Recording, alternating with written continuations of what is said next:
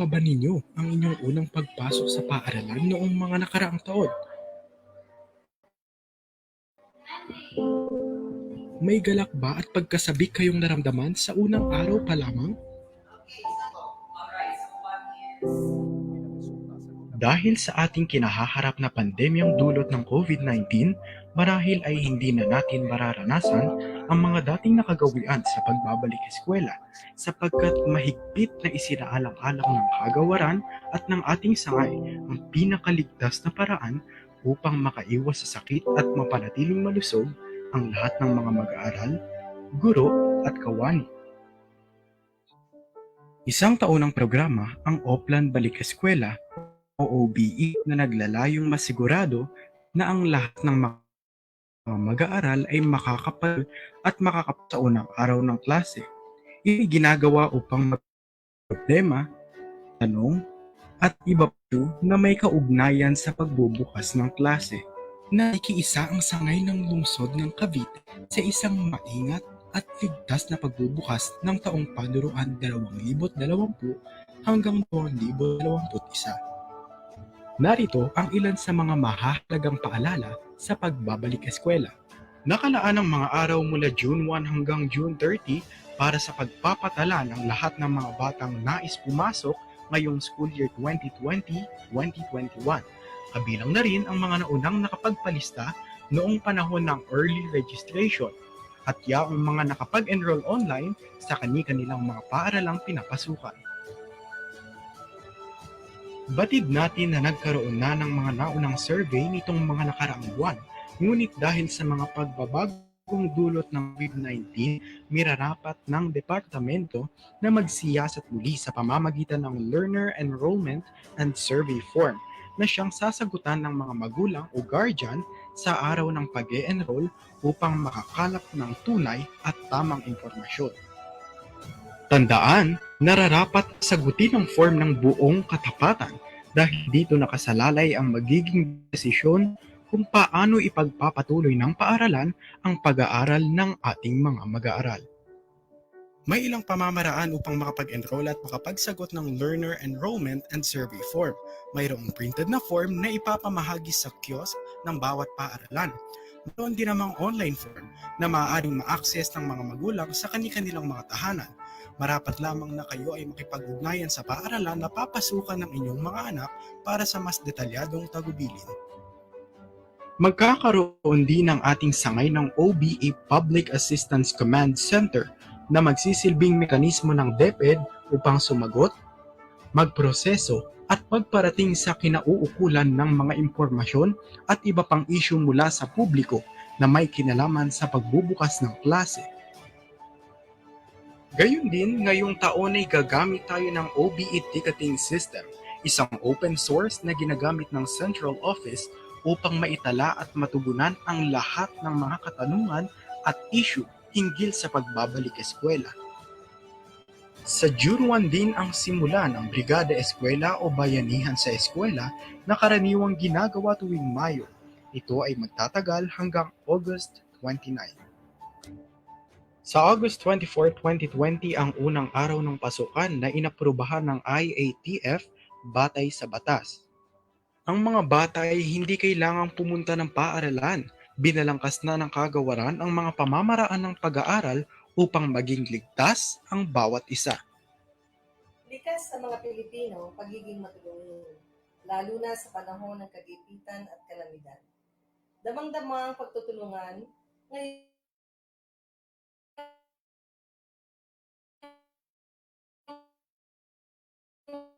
may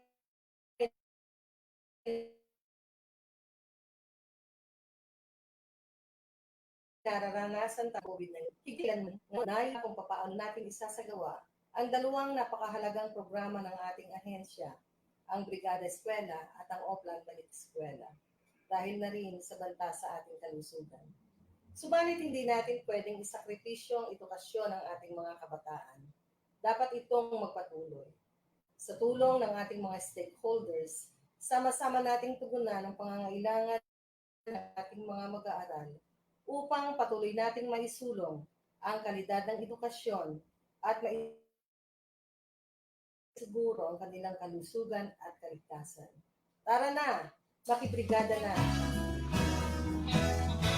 Tara na, balik eskwela na! Tara na, balik eskwela na. Tara na, balik eskwela na. Tara na, balik eskwela na. Tara na, balik eskwela na! Tara na, balik eskwela na. Tara na, balik eskwela na. Tara na, balik eskwela na! Tara na, balik eskwela na. Tara na, balik eskwela na! Hanggang katapusan, transfer this kinder grade 1. Tara na, balik eskwela na. Bilang kailangan Balik eskwela nasa paaralan. Tara na, balik eskwela na. Tara na, balik eskwela na. Tara na, balik eskwela na. Ang iba namang mag-aaral, ililipat na sa susunod na baita. Sa Agosto 24, sama-samang mag-aaral. Tayo.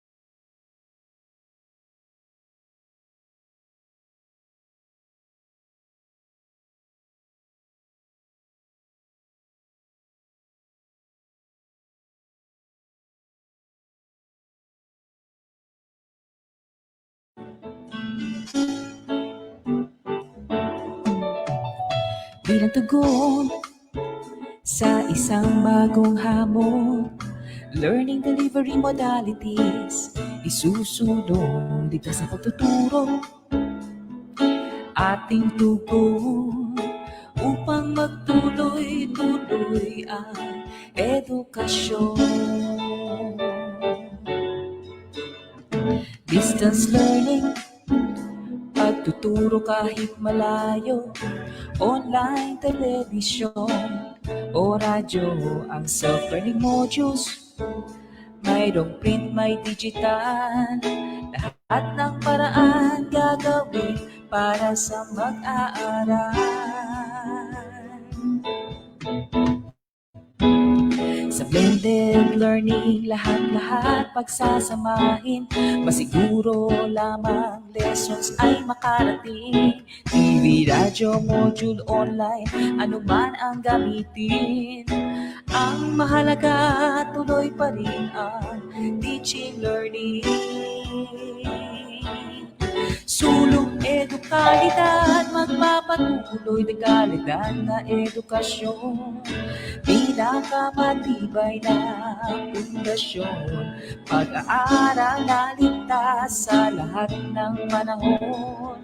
Sulong edukalidad sa bawat pagkakataon.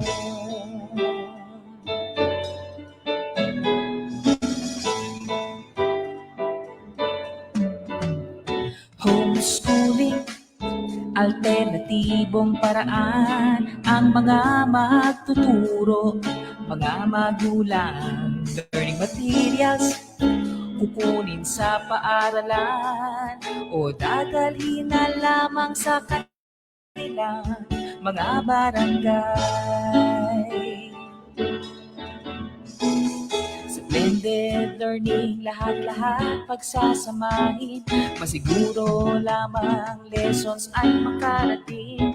TV, radyo, module, online, anuman ang gamitin. Ang mahalaga, tuloy pa rin ang teaching learning. Sulong edukalidad, magpapatuloy na kalidad na edukasyon, pinakamatibay na pundasyon, pag-aaral na ligtas sa lahat ng panahon. Sulong edukalidad, ligtas na pag-aaral para sa kabataan, karunungan ng mamamayan, yaman ng bayan. Blended learning, lahat-lahat pagsasamahin. Masiguro lamang lessons ay makarating. TV, radyo, module, online, anuman ang gamitin. Ang mahalaga, tuloy pa rin ang teaching learning.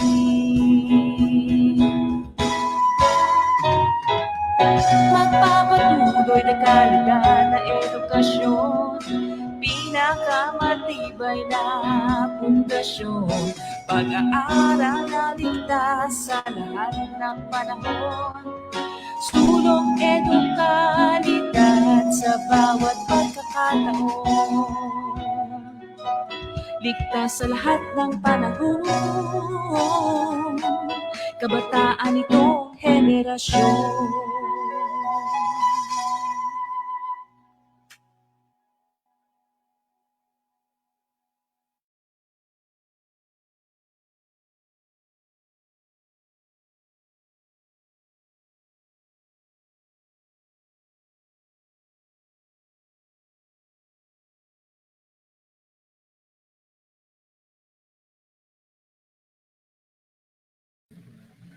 Hey!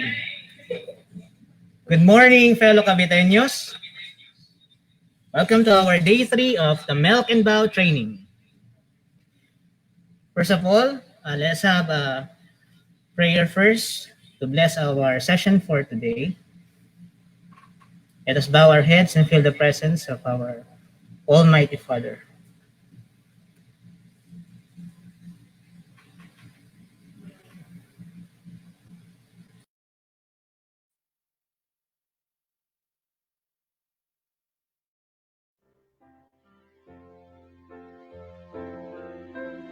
Dear Lord, we praise and worship you today.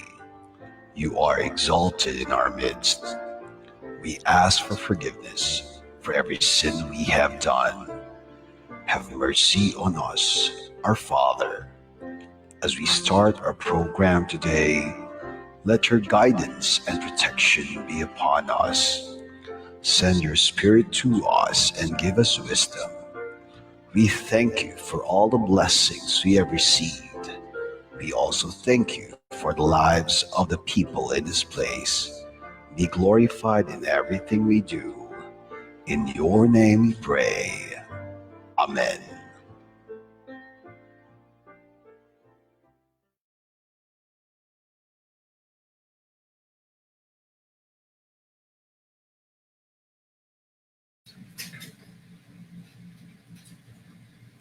Okay, so I hope that everyone is having their breakfast.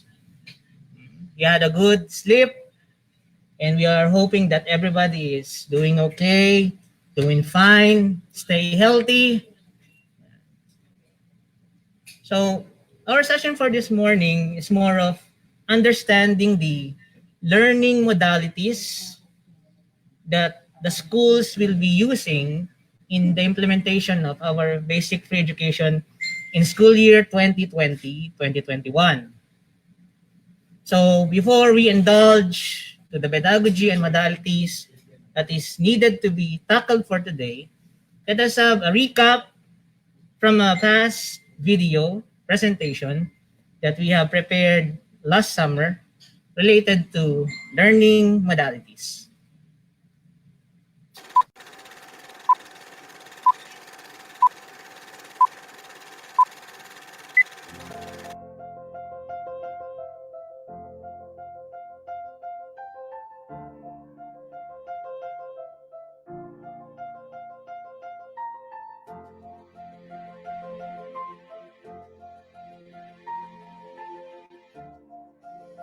Bilang tugon sa hamon na kinakaharap ng bawat paaralan, inilunsad ng Kagawaran ng Edukasyon ang komprehensibong Learning Continuity Plan upang maisulong ang dekalidad ng edukasyon at higit sa lahat ang kalusugan at kaligtasan ng bawat mag-aaral, guro at kawani ng ating ahensya. Tunghayan ang sumusunod ng mga video advocacy para sa ilang mga pamamaraan at misiyang ipinatutupad upang matiyak ang kaligtasan ng bawat isa. Mayroong ilang learning delivery modalities na maaaring gamitin ng mga paaralan depende sa COVID-19 restrictions at sa partikular na konteksto ng mga mag-aaral sa paaralan o ng komunidad. Ang mga pwedeng pagpilian upang may pagpatuloy ang pag-aaral ng mga mag-aaral ay ang mga sumusunod. Una ay face-to-face o harapan. Ito ang learning delivery modality kung saan ang mga mag-aaral at guro na nasa loob ng silid-aralan ay mayroong pagkakataon para sa aktibong talakayan, mabilisang pagpuna at socio-emosyonal na pag-unlad ng mga mag-aaral. Anumang face-to-face delivery ay nararapat na magkaroon ng naaayong na risk assessment at dapat ding sumunod sa lahat ng mga inilatag na health protocols ng DOH. Hindi katulad ng nakagawian, malilimitahan lamang sa 15 hanggang 20 mag-aaral per classroom sa face-to-face modality, depende sa kanilang gamit na mesa at silya upang masiguro ang physical distancing sa paaralan. Niliwanag din ng kagawaran na hindi face-to-face ang pangunahing mode of learning para sa school year 2020-2021 bilang dagdag pag-iingat para sa lahat ng mga mag-aaral, guro, iba pang DEC personnel at ng publiko. Pangalawa ay distance learning.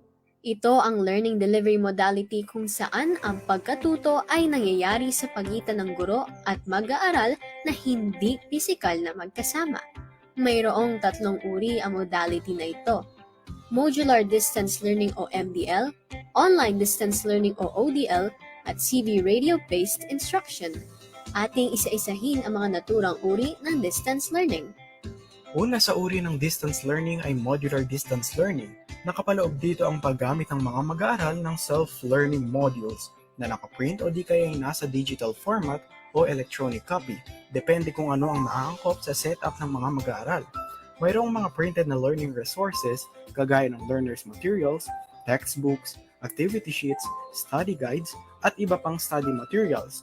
Maaari namang ma-access ang offline electronic copy ng mga learning materials gamit ang computer, tablet PC, o smartphone sa pamamagitan ng mga CDs, DVDs, flash drives, at iba pang computer-based application na makakapagbasa ng mga naturang offline e-learning materials. Responsibilidad ng guro na i-monitor ang progreso ng mga mag-aaral. Maaaring humingi ng tulong ang lahat ng mag-aaral sa kani-kanilang mga guro sa pamamagitan ng pagtawag, pag-text, email, or instant messaging.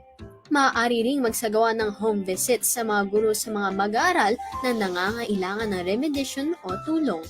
Ang mga miyembro ng pamilya o iba pang stakeholders sa komunidad ay hinihikayat na makiisa at magsisilbing para teachers upang maging kaagapay ng mga guro sa pagtuturo sa mga mag-aaral. Sa kanilang tulong at gabay, ating masisigurado ang mas maayos na pagkatuto ng mga mag-aaral. Pangalawa natin ay online distance learning. Dito, ang mga guro ay magsisilbing facilitators upang mahikayat ang aktibong partisipasyon ng mga mag-aaral kahit pa sila ay hindi pisikal na magkasama gamit ang iba't ibang teknolohiya na maaaring ma-access gamit ang internet. Ang online learning ay nagbibigay daan para sa isang live synchronous instruction. Ang mga mag-aaral ay pwedeng mag-download ng materials mula sa internet, magsagot at mapasa ng kanilang takdang aralin online, makilahok sa mga webinars at virtual classes, Ito ay maayos na naoorganisa sa pamamagitan ng mga learning management system at iba pang teknolohiya. Ang DepEd Commons at LR Portal ay kabilang sa kategoryang ito. Pangatlo naman ay TV radio-based instruction. Ang mga self-learning modules ay inilalapat bilang video lessons para sa TV-based instruction at inilalapat naman bilang radio script para sa radio-based instruction. Ayon sa pinakahuling pahayag ng DepEd EdTech Unit, magkakaroon ng DepEd TV channel at DepEd radio station na siyang magpapalabas at magpapahayag ng mga naturang learning instructions. Mayroon din po tayong blended learning. Ito ang learning delivery modality na kombinasyon ng face-to-face at ng kahit ano o pinagsama-samang online distance learning, modular distance learning, at TV o radio-based instruction. Sisiguraduhin na available at accessible para sa lahat ng mga mag-aaral ang mga kinakailangang learning materials. Ang mga guro ay maghahanda ng learning plans, home learning tasks, at individual monitoring plan para sa mga mag-aaral. Sa pamamagitan ng blended learning, malilimitahan ang face-to-face learning, masisigurado ang social distancing, at mababawasan ang bilang ng mga taong lumalabas ng kanilang mga tahanan. Mayroon ding homeschooling.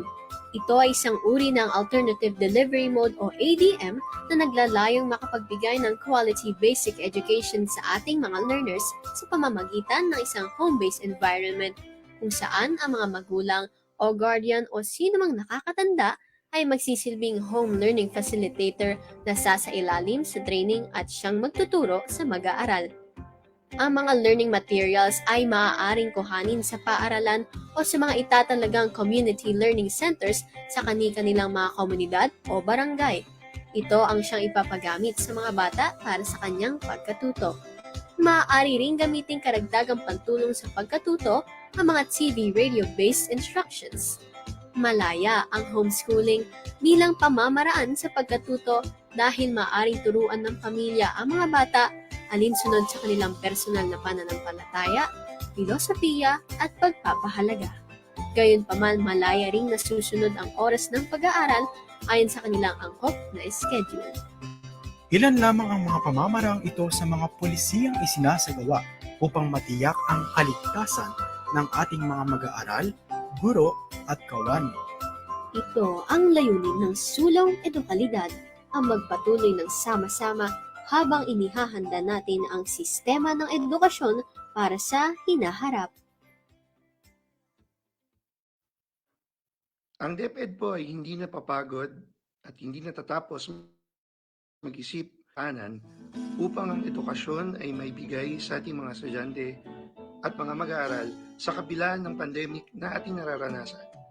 Maraming salamat at nariyan po ang mga learning delivery modalities na pwedeng piliin ng ating mga estudyante at ating mga magulang ngayong pasukan. Magandang buhay sa inyong lahat. Excited na ba kayo sa Offline Balik Eskwela ngayong darating na Lunes, June 1? Nais ko magpasalamat sa DepEd sa pag-iisip ng iba't ibang learning delivery modalities na magiging secure ang mga bata at safe, gayon din ang mga guro. Salamat po.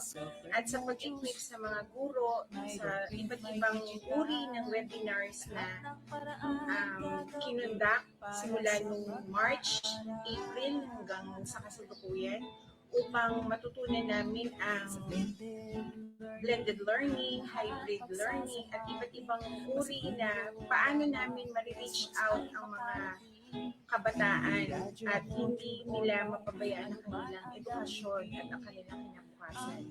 So, muli magkita-kita po tayo sa online or ano pa mang pamamaraan na nararapat sa inyo at mas convenient kayo para matuto ang inyong mga your heart na excited para sa darating na. Po si Jessica Manuel, may 2 anak na papasok sa darating na pasukan. Isang malaking hakbang ginawa ng DepEd sa pagkakaroon ng iba't ibang pamamaraan para matuto ang ating mga anak. At dahil nag-aalala ako para sa kaligtasan nila, Modular at online learning ang kinuha ko para sa kanila, para mas ligtas. Salamat po. Isang malaking hakbang ang ginawa ng DepEd sa pagkakaroon ng iba't ibang pamamaraan para matuto ang aking mga anak dahil nag-aalala din ako sa kanilang kaligtasan. Sa pagpasok sa school, modular at online ang maaari kong kunin pagdating ng pasukan. Hello mga bata! Na-miss niyo ba kami? Aba syempre, na-miss rin namin kayo. At dahil sa kasalukuyang nararanasan nating krisis na dulot ng pandemya, hindi po muna tayo lahat pwedeng magkita-kita physically. But as they say, learning must never stop. Opo, tama. Tuloy-tuloy pa rin po ang ating pag-aaral mga kids. Alam namin marami kayong mga katanungan, lalong-lalo na ang inyong mga magulang, na pareho rin naming kaligtasan at magandang kalusugan ang tanging hangad para sa inyo. Ito po ay masusing pinag-aralan ng ating kagawaran upang tayong lahat ay ligtas at magampanan naming mga guro ang aming sinumpaang tungkulin.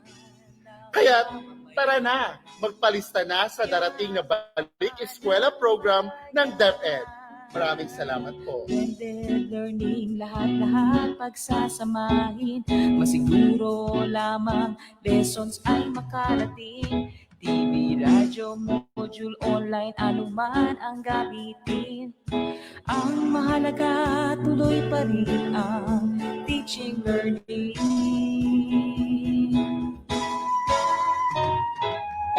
Magpapatuloy na kalidad na edukasyon, pinakamatibay na pundasyon, pag-aaral na ligtas sa lahat ng panahon. Okay, and we're back! Good morning again, fellow Caviteños. Kaway tayo dun sa mga teachers natin from San Lorenzo Elementary School, Dalahican Elementary School, Estanzuela Elementary School, Santa Cruz Elementary School, Ovidio de la Rosa Elementary School, Ladislao Dio Elementary School, Manuel Rojas Elementary School, Julian Felipe Elementary School, Bagong Buhay Elementary School, Garita Elementary School, Sangli Elementary School, Portavaga Elementary School, teachers from Sangli Point National High School, and teachers from Cavite National High School. Good morning. Of course, we would like to acknowledge also our SDO personnel from the Schools Division Superintendent, our beloved Superintendent, Ma'am Lourdes Bermudez, our ASTS, Ma'am Alana Encinares. Of course, the two chiefs, CID, which is who is none other than Veleto Francisco. Of course, the SDO chief, Dr. Romeo Rosales. Of course, the SDO personnel from CID, SDO, and SDOD. Furthermore, we would like to acknowledge as well the school principals from the different schools under the Schools Division Office of Cavite City, our mighty master teachers, head teachers, and special shout out to Timagam Learning Leaders. Good morning. Okay. So we are now on our day 3 of our seminar, and our focus would be on the milk and bow and the pedagogy on the new normal. You know, these are trying times wherein everything was unprecedented, and we have to understand that the demands are high, and we have to exercise flexibility, dynamism, and resilience in order to address these challenges. That is why on day 3, our focus is how does it feel like to be in the actual teaching under the new normal. And with that, let us proceed now with our webinar proper.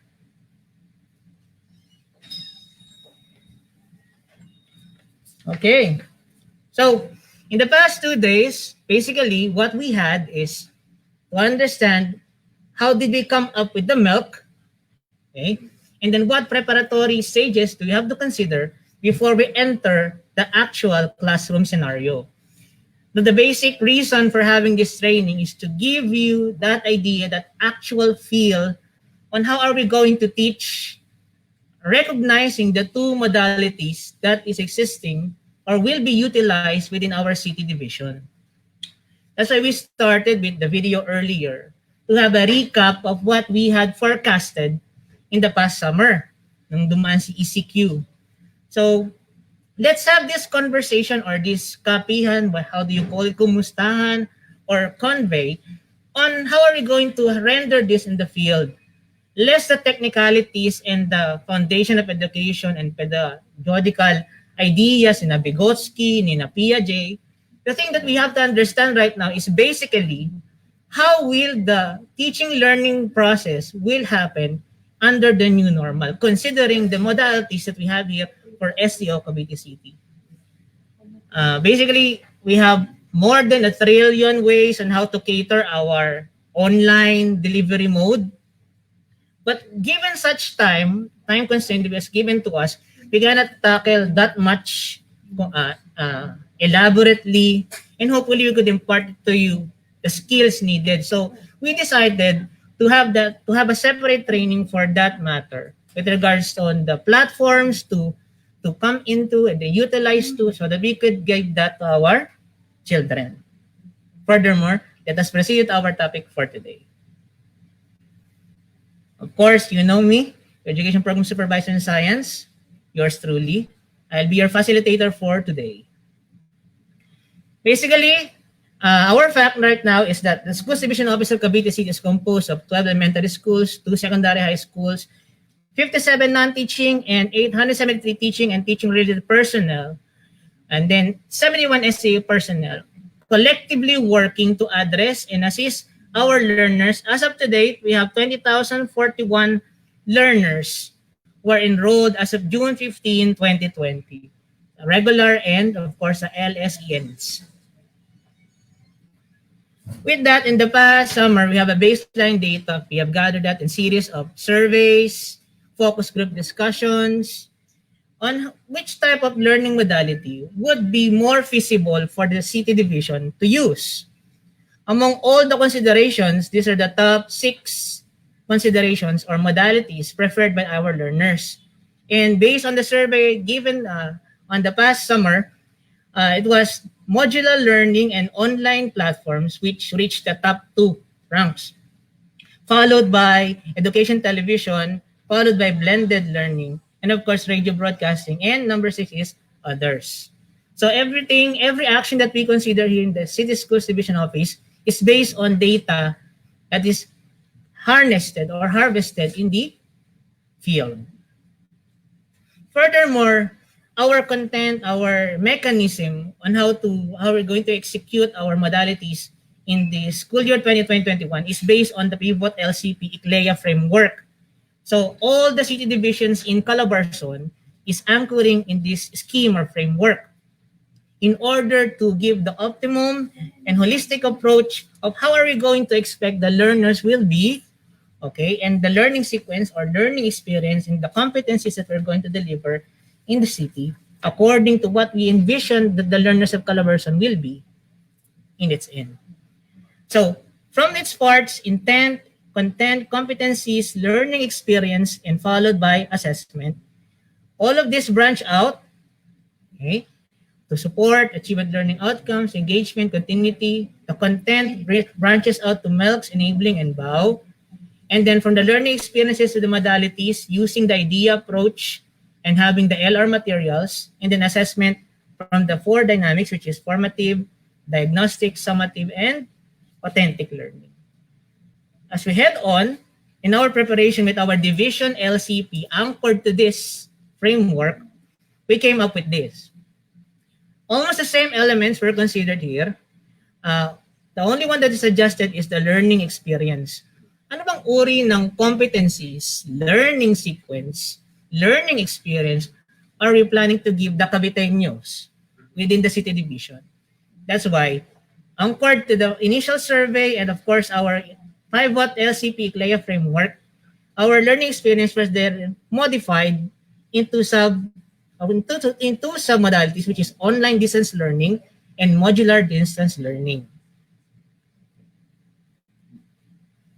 Basically, our intent is the provision of learning continuum and opportunities for all children of the city, anytime, anywhere, in any circumstances or any occurrences.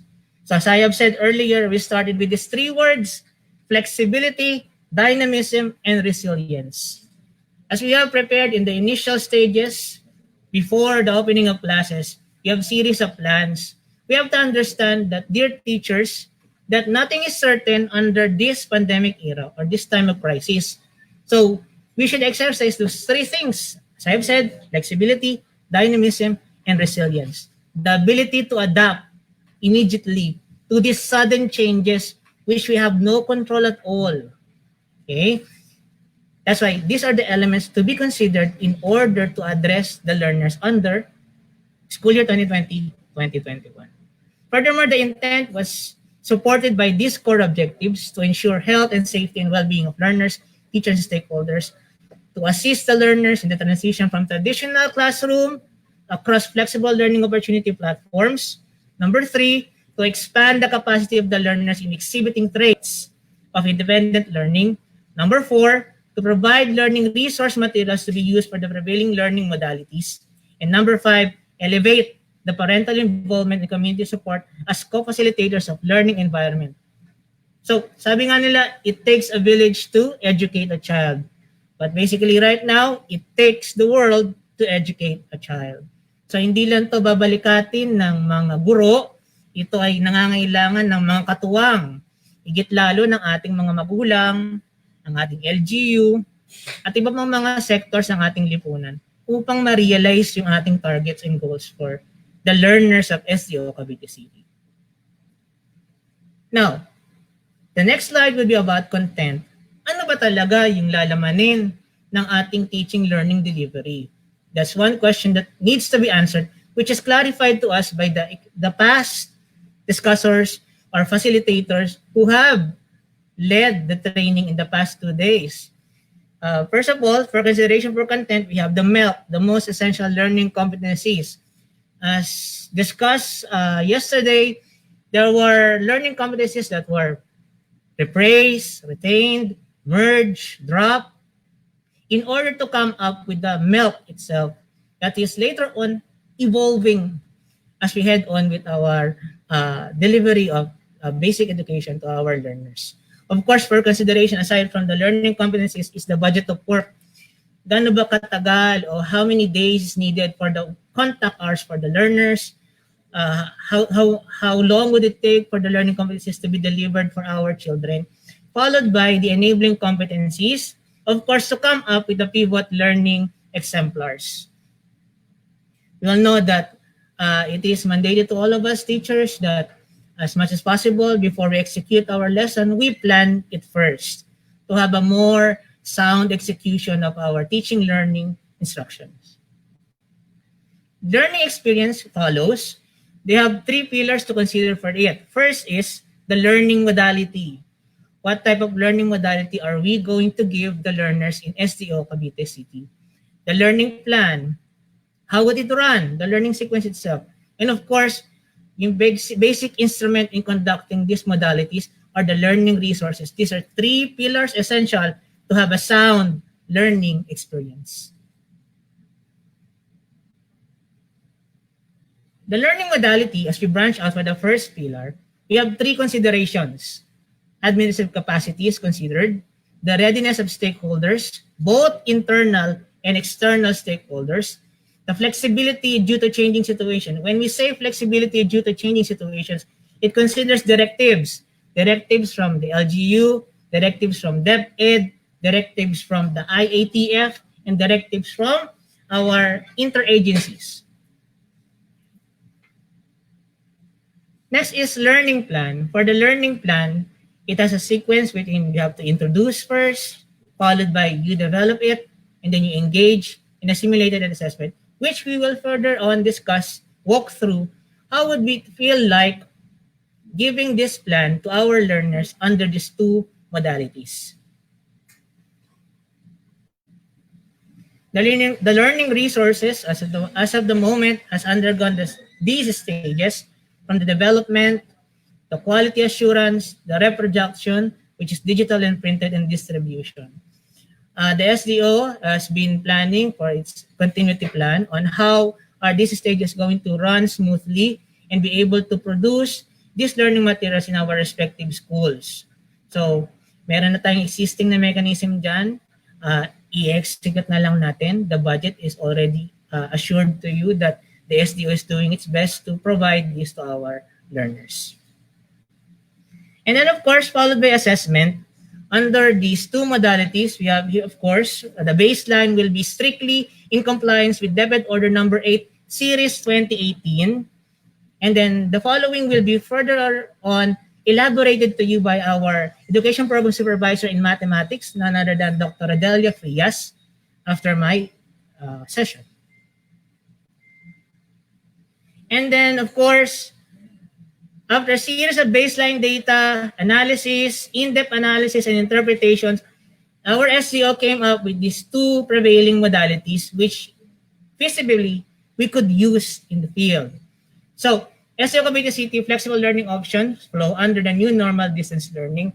First option is online distance learning or ODL, wherein internet and virtual, it is internet-based and virtually operated. And then, of course, it considers SOL, which is synchronous online learning, and AOL, that is asynchronous online learning. On the other hand, we have the modular distance learning or MDL, which is going to use the printed and offline materials. And then SEO Cavite City considers also all types of learners, okay, in the delivery of instructional management. Okay, so we have the regular students, we have the ALS, we have SPED, and we have also madrasa. Under the mechanism of modular distance learning, these are the following considerations. For the enrollment, manageable class group, number of teaching personnel is sufficient. Teaching personnel may involve only those who have difficulty in managing online means. Available instructional facility, modular or home-based. Class size may be around 20 to 25 per class. The class program with regular schedule for material distribution and output submission. The sectioning will be learners with no capacity to use online media. And then learning resources will be offline and printed media. Means of distribution of LRs will be personal distribution via printed copies, CDs, DVDs, or flash drives. Person to distribute will be barangay frontliners. Persons to receive LRs will be parents and guardians. Place of LR distribution, barangay, catchment area. Date of LR distribution is by schedule, that is to be announced yet. Submission of outputs by schedule to be announced also. And of course, assessment will be based on DepEd Order Number 8, Series 2015, wherein written performance and recorded outputs will be considered. On the other hand, we have here our online distance learning. So online distance learning enrollment is considered manageable class group. Number of teaching personnel is sufficient. Teaching personnel only those with access to online platforms. Available instructional facility will be online platform. It's either synchronous or asynchronous. Class size may be around 20 to 25 per class. Class program online arrangement. Sectioning will be learners with capacity to use online media. Learning resource will be online media. Means of distribution will be LRs, online distribution. Persons to distribute are teachers. Persons to receive are learners. Place of LR distribution is via online. Date of LR distribution based on class sessions. Submission of outputs based on class activities. And of course, strict compliance with DO number 8, Series 2015. How is synchronous online delivery different with asynchronous online delivery? You have to consider that we have learners who could utilize or enter a platform wherein the use of internet will be involved. On the other hand, there are two types of learners also under online delivery. One that has a strong internet connectivity, while the other has a weak internet connectivity. Though our learners answered that they have access to internet connectivity, in-depth analysis shows that most of the learners depend on free data. That's why we consider the weak internet connectivity or the AOL, asynchronous online delivery, para hindi natin sila ma-set aside. Okay? Under synchronous online delivery, we have here video conferencing via Skype, Google Hangouts, Meet, Zoom, live streaming, YouTube, Twitch, virtual reality, social VR platforms. For asynchronous online delivery or AOL, for learners with weak internet connectivity, we have Messenger, discussion boards, Google Groups, Kialo, online portfolios, Google Sites, websites, readings, website, ebooks, printed materials, recording TD, and podcasts. Now, we head on now on the idea approach on how are we going to teach using modular approach and online learning. So, ano ba yung feel? How does it feel like for me as a teacher when I am teaching through online and the other one is teaching through modular using the idea approach? We are already oriented on how to use the lesson exemplar, how to prepare it, how to craft it. Of course, our session for this morning is basically more on how are we going to see ourselves in that situation teaching through the idea approach, and of course, considering also the modalities that we have for our city division. Let's proceed. Of course, the idea instructional process starts with introduction or panimula. It's a general description. The teacher utilizes appropriate strategies in presenting the milk and desired learning outcomes for the day or week. Purpose of the lesson, core content, and relevant samples. This allows the teachers to maximize learners' awareness of their own knowledge as regards content, skills required for the lesson. So this is more of a priming stage, motivational stage, okay, on how are you going to assess the learners or engage the learners. So, sa sample, through online approach, you open now your platform, the teacher enters, syempre, dapat kayo muna palagi sa learners ninyo. Now, the learners comes into that platform. Once they're on that platform, you discuss preliminaries, okay, on how you're going to execute the lesson, and then you give motivational activities. Likewise with our module learners, we will open the book, okay, or the module itself alongside with the guidance of the teacher. So, the parent's role is very essential for this. And we will have tutorial videos and sessions for the parents themselves on how are they going to facilitate as para teachers in both modalities. Okay? The role of the parents itself is very essential also kasi sino magsasabi sa bata sa bahay, okay, it's 7 o'clock, time for your ESP. Okay, it's 7:30, time for your math. Now, we have to build that study habit kasi nga the challenge is to develop independent learning. Now, to develop independent learning, it takes a month to develop that habit. So, dapat yung mga unang months ng pagtuturo under the new modalities, kailangan tutok parehas yan. Yung tandem natin as teachers and then parents, yun. Kung pwede ba, kumaari ba na yung mga parents na yan, bago mag-start yung klase, ma'am, sir, start na po yung ating first subject, ma-notify siya. Bago niya, yung parents ngayon, ang tungkulin niya is to nudge the learners. Okay, get up na, tayo na. Open mo na yung iyong online platform, start opening your modules, and we proceed with our lesson for today. Next, after the idea approach or the introduction, follows with the development. Under development, the teacher presents activities, tasks, contents of value, and interest to the learners. This shall expose the learners on what he or she knew, what or she does not know, and what she and he wanted to know and learn. Most of the activities and tasks must simply directly revolve around the concepts to develop, okay, no, competencies. Yan po. Because this stage, we introduce our enabling activity so that the learners may start with that preliminaries on how to do it. One could go online, the other could go offline or the modular approach. Please take caution that whenever you do the development, pwedeng mag-offline si teacher.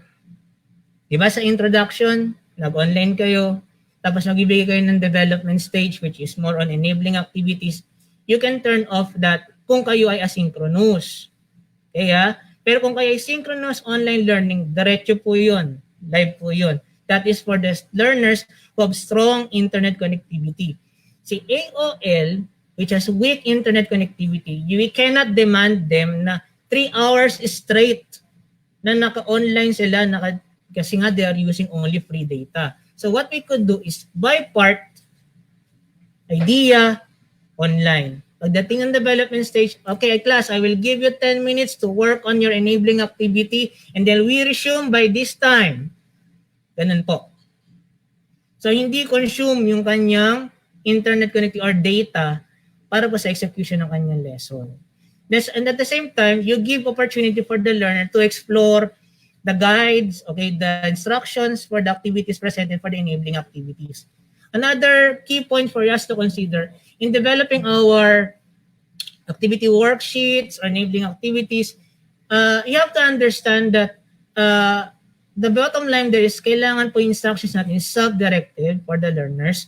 Likewise, easy to understand on their own level. Yung level of comprehension is like yung mga words at their key stage, considering their key stage. And you have to understand that not all parents are capable of facilitating their children. Actually, based on our data, though there are parents and relatives or brothers, sisters who would be there around the house to facilitate the learners inside the household, the problem is they have inhibitions if they are able to facilitate learning within the class.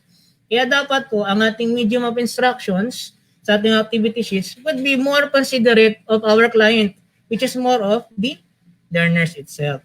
And then, the point here is this, kaya may cellphone, lalo na po dun sa modular, kapag hindi maintindihan ni parent kung ano, ma'am, paano po bang gagawin dito sa portion na ito, sa procedure 1? Ma'am, paano pag wala po yung gantong materials? The point there, ma'am, sir, kapag po modular or online man yan, you do not just leave those platforms to the learners. Naka-standby po tayo para mga call center agents. Wherein, kapag mayroong query sila, you would be most available within the day. Yung learning day nila, you should be there for them. Para pag kinontak sila, ma'am, paano po ba itong materials na to? Wala po kaming ganito. Pwede po ba yung ganito? They could contact you immediately in the most efficient way. Maybe through SMS or FB Messenger. Yan. Okay. Next is, we proceed with engagement or pagkikipagpalihan. The teacher allows the learners to be engaged in various tasks and opportunities in building their KSAs to meaningfully connect their learnings after doing the task in the D. This part exposes the learner to real-life situations, tasks that shall ignite his or her interest to meet expectations, make their performance satisfactory, or produce a product or performance which led him, her to understand fully the skills and concepts. Yan. In engagement, you do not just give the activities. So granting na under development is they have their enabling activities, and under engagement, you have the full task or activity for that day. You do not leave it to them. Basically, essential itong engagement. Bakit siya naging essential? This is a time, kung ikaw ay AOL, di ba yung I, nag-online kayo. Pagdating sa development, maybe pwede kayong offline with the activity set on that. Pagpasok sa engagement, this is crucial also. Why? Kasi aside from performing that activity doon sa engagement stage na ito, you have to process the learners. Kung yan ay online, and then you have 20 learners set on that.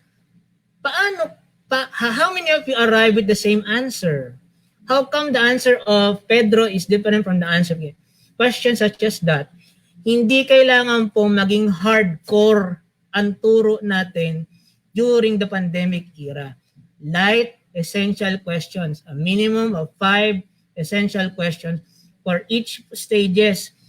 And then, paanakin na lang po yun if there are more queries on that stage. I repeat, and engagement is very important that we get to process the answers of our learners. So, kailangan pa rin ng connection between you and the learners itself. In the case of the modular, of course, malaking factor po yung ating mga parents to facilitate. Hopefully, the parents will be nudged to and then obliged to do so. Ideally speaking, that is how we envision it. but we have to find different means in order to persuade the teachers itself, the parents itself, to cooperate with us and realize our scheme for school year 2020-2021.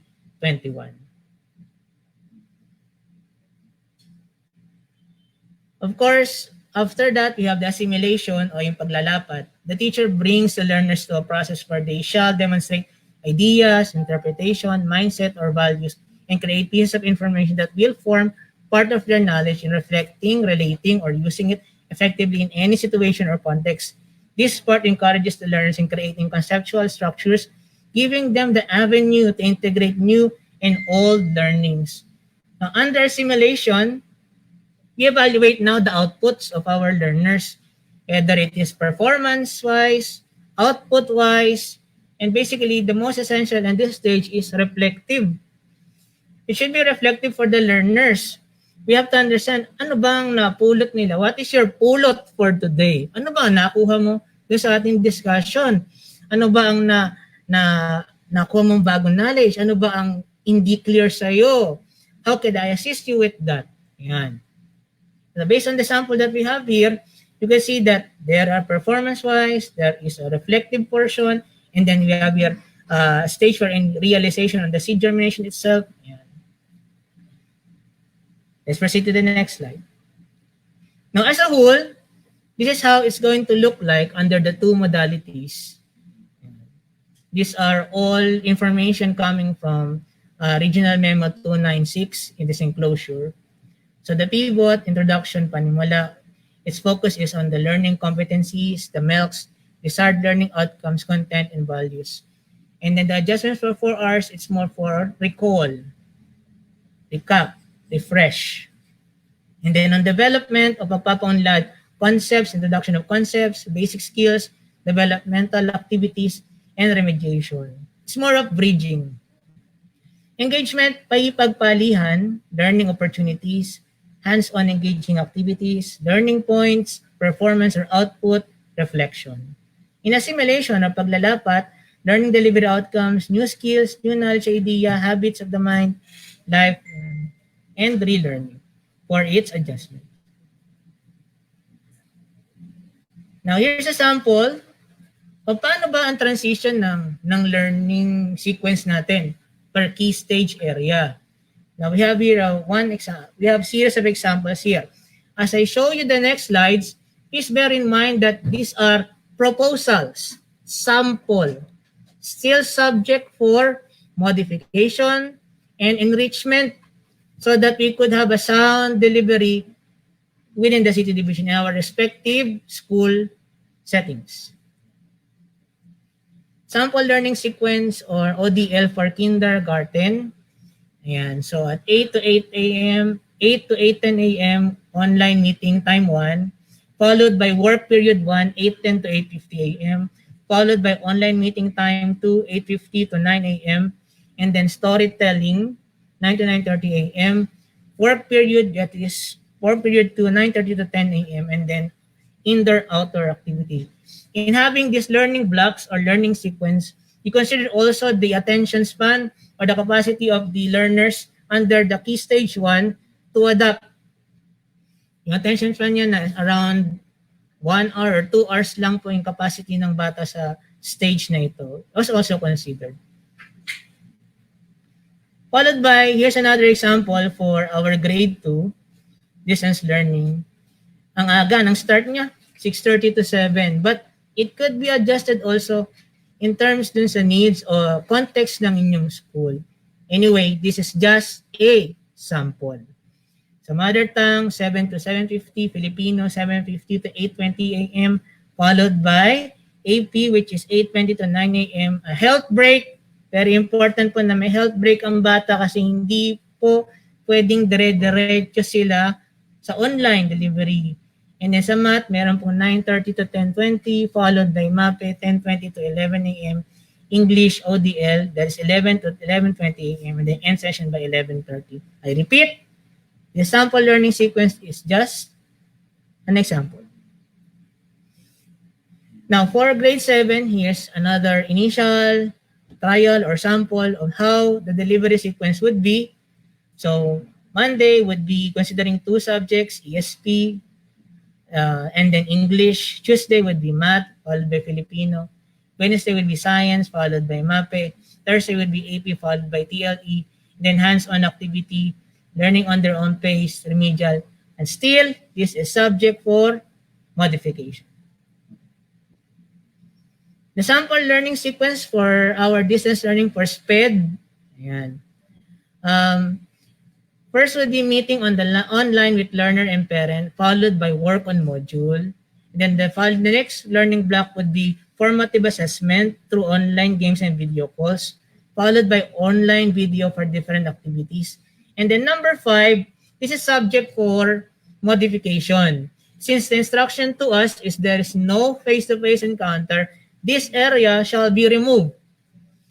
The basic rule was, yung una, we shall have a face-to-face encounter, but as per instruction to us and consult with our supervisor in SPED, kindergarten, we did our best to scrap this portion. So diretso na ito dun sa work on module. No face-to-face encounter, okay, as per instruction by our DepEd Central Office. Next is learner's assessment, learning modality. So ODL, blended learning, ayan po ang platform natin, Google Classroom, Edmodo. These are just suggested.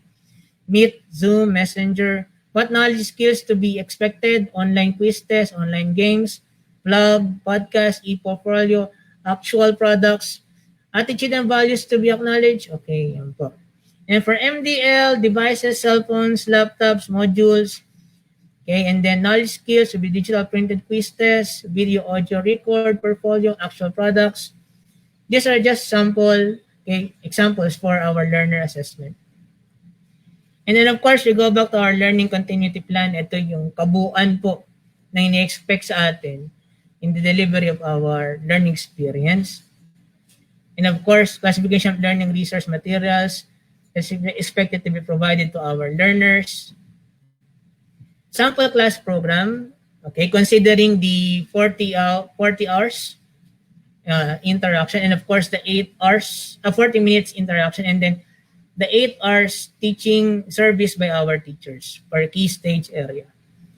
Still, as I have told you, this is just a sample, still subject for improvement and modification. This is for key stage 1, this is for key stage 2 and 3, and then this is for key stage 4, and this is for modular also. As you can see, we are showing this to you so that you would come up with the idea, okay, ito pala ang session ko, ito yung oras ko, kailan ako babalik, sinong kasunod ko. Yan. This is something for the principals also to ponder on how are they going to make the learning sequence for our learners be seamless to them. And then online distance learning, we have here another sample. Still subject for improvement and enrichment. And of course, another sample of teachers program is also included here.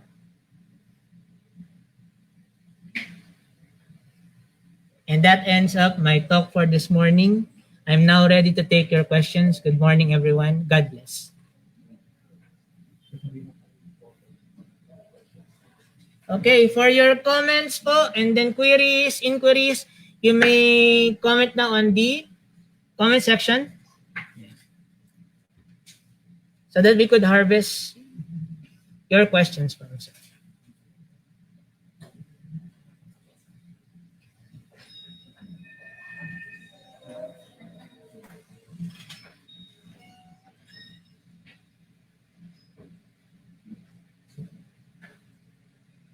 Okay, so I hope that everybody is doing fine.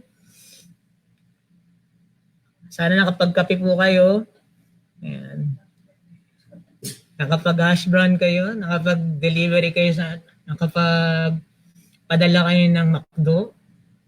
Open na bang Starbucks? May Starbucks na ba? Mm-hmm. Mm-hmm.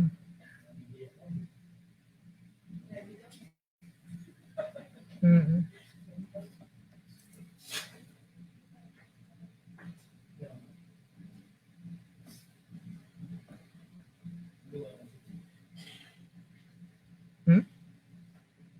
Ayun. So, yun ang comment section.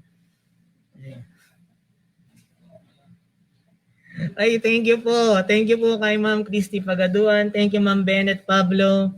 Shout out. Kanino to?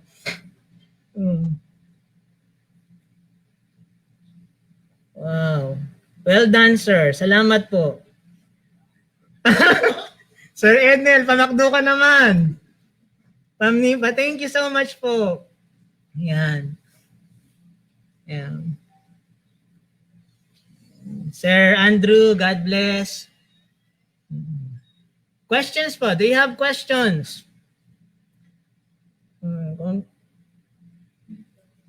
Good morning, Sir Tos. Congrats po. Thank you.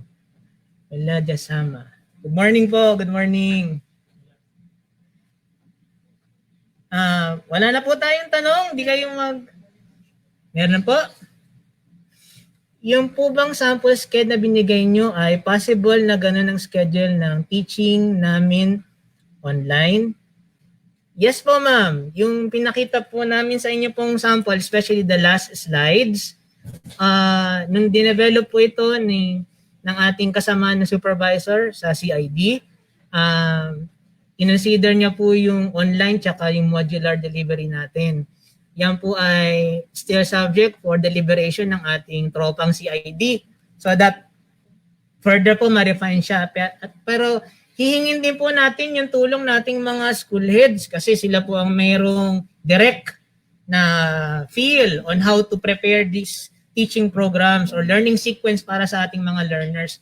So kaya po natin pinakita rin sa inyo po yung kanina so that you will have an actual forecast or foresight na kung ako na yung teacher ng ESP at ako ay susunod na sa nauna, dapat 5 minutes before the next class, naka-online na ako, naka-set na ako. So hindi po ibig sabihin na kapag ang bata ay naka-online o naka-modular ay hayahay po tayo. Hindi po ganoon.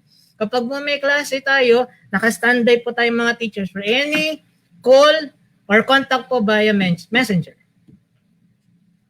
Okay po. For online teaching modality, what learning materials are we going to use or supplemental learning material? Okay po. So, for the learning materials to be used for online modality, ang preferred po natin so far, ang top choice po natin is Kotobi, wherein the developer ng activities po na yan ay the master teachers or the teachers themselves to put or digitize those activities through Kotobi Author. And then yung ating mga learners po, dapat bago siya magbukas ng school year, as much as possible, mabigyan na sila ng access or mabigyan din sila ng reader, Kotobi reader.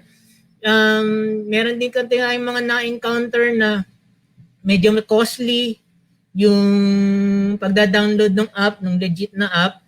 And then we will still find means para po ito ay ma-provide sa ating mga learners. And aside from that, marami din naman pong ibang online platforms that we could consider as well. Now, base sa aming pag-uusap po ng mga kapwa nating supervisors, ang ating preferred na modality or platform para sa ating online teaching would be the use of Google Meet and Google Classroom. Yan po, sir. Good morning, Doc Bong. Maraming salamat po sa tanong nyo. Yan po. For everyone, materials have been done. Ayan po. Ina-share na po tayo ni Ma'am Marisa Aguirre, ating LR supervisor. For everyone, materials have been downloaded and ready for enhancement to be set on updated format. Ayan po. Yan din po ang ating pinagkakabalahan nung nakaraang summer is to find ways para po tayo ay magkaroon ng modules at makakontribute na sa equation which is the production of LR. Hindi po ganon kadali ang pagpoproduce po ng LR. So, we are doing our best. The region itself is doing its best para may provide po ito sa atin. Of course, basically, the initial plan was CO will be providing us the LR materials. The plan B is for RO to present already our learning materials. Of course, in our level, it does not mean na tayo ay procrastinating or waiting kasi parang stagnant tayo. Kaya we are how do you say this? Persuading our fellow teachers na sana po in your own level, start na po tayong mag-ipon ng ating mga activity sheets, mga supplementary learning activities, kung may available na pong learning modules tayo, at kung very much willing pa rin po kayong mag-develop ng ating module on your own level para po sa learners nyo, well, it's very much appreciated po.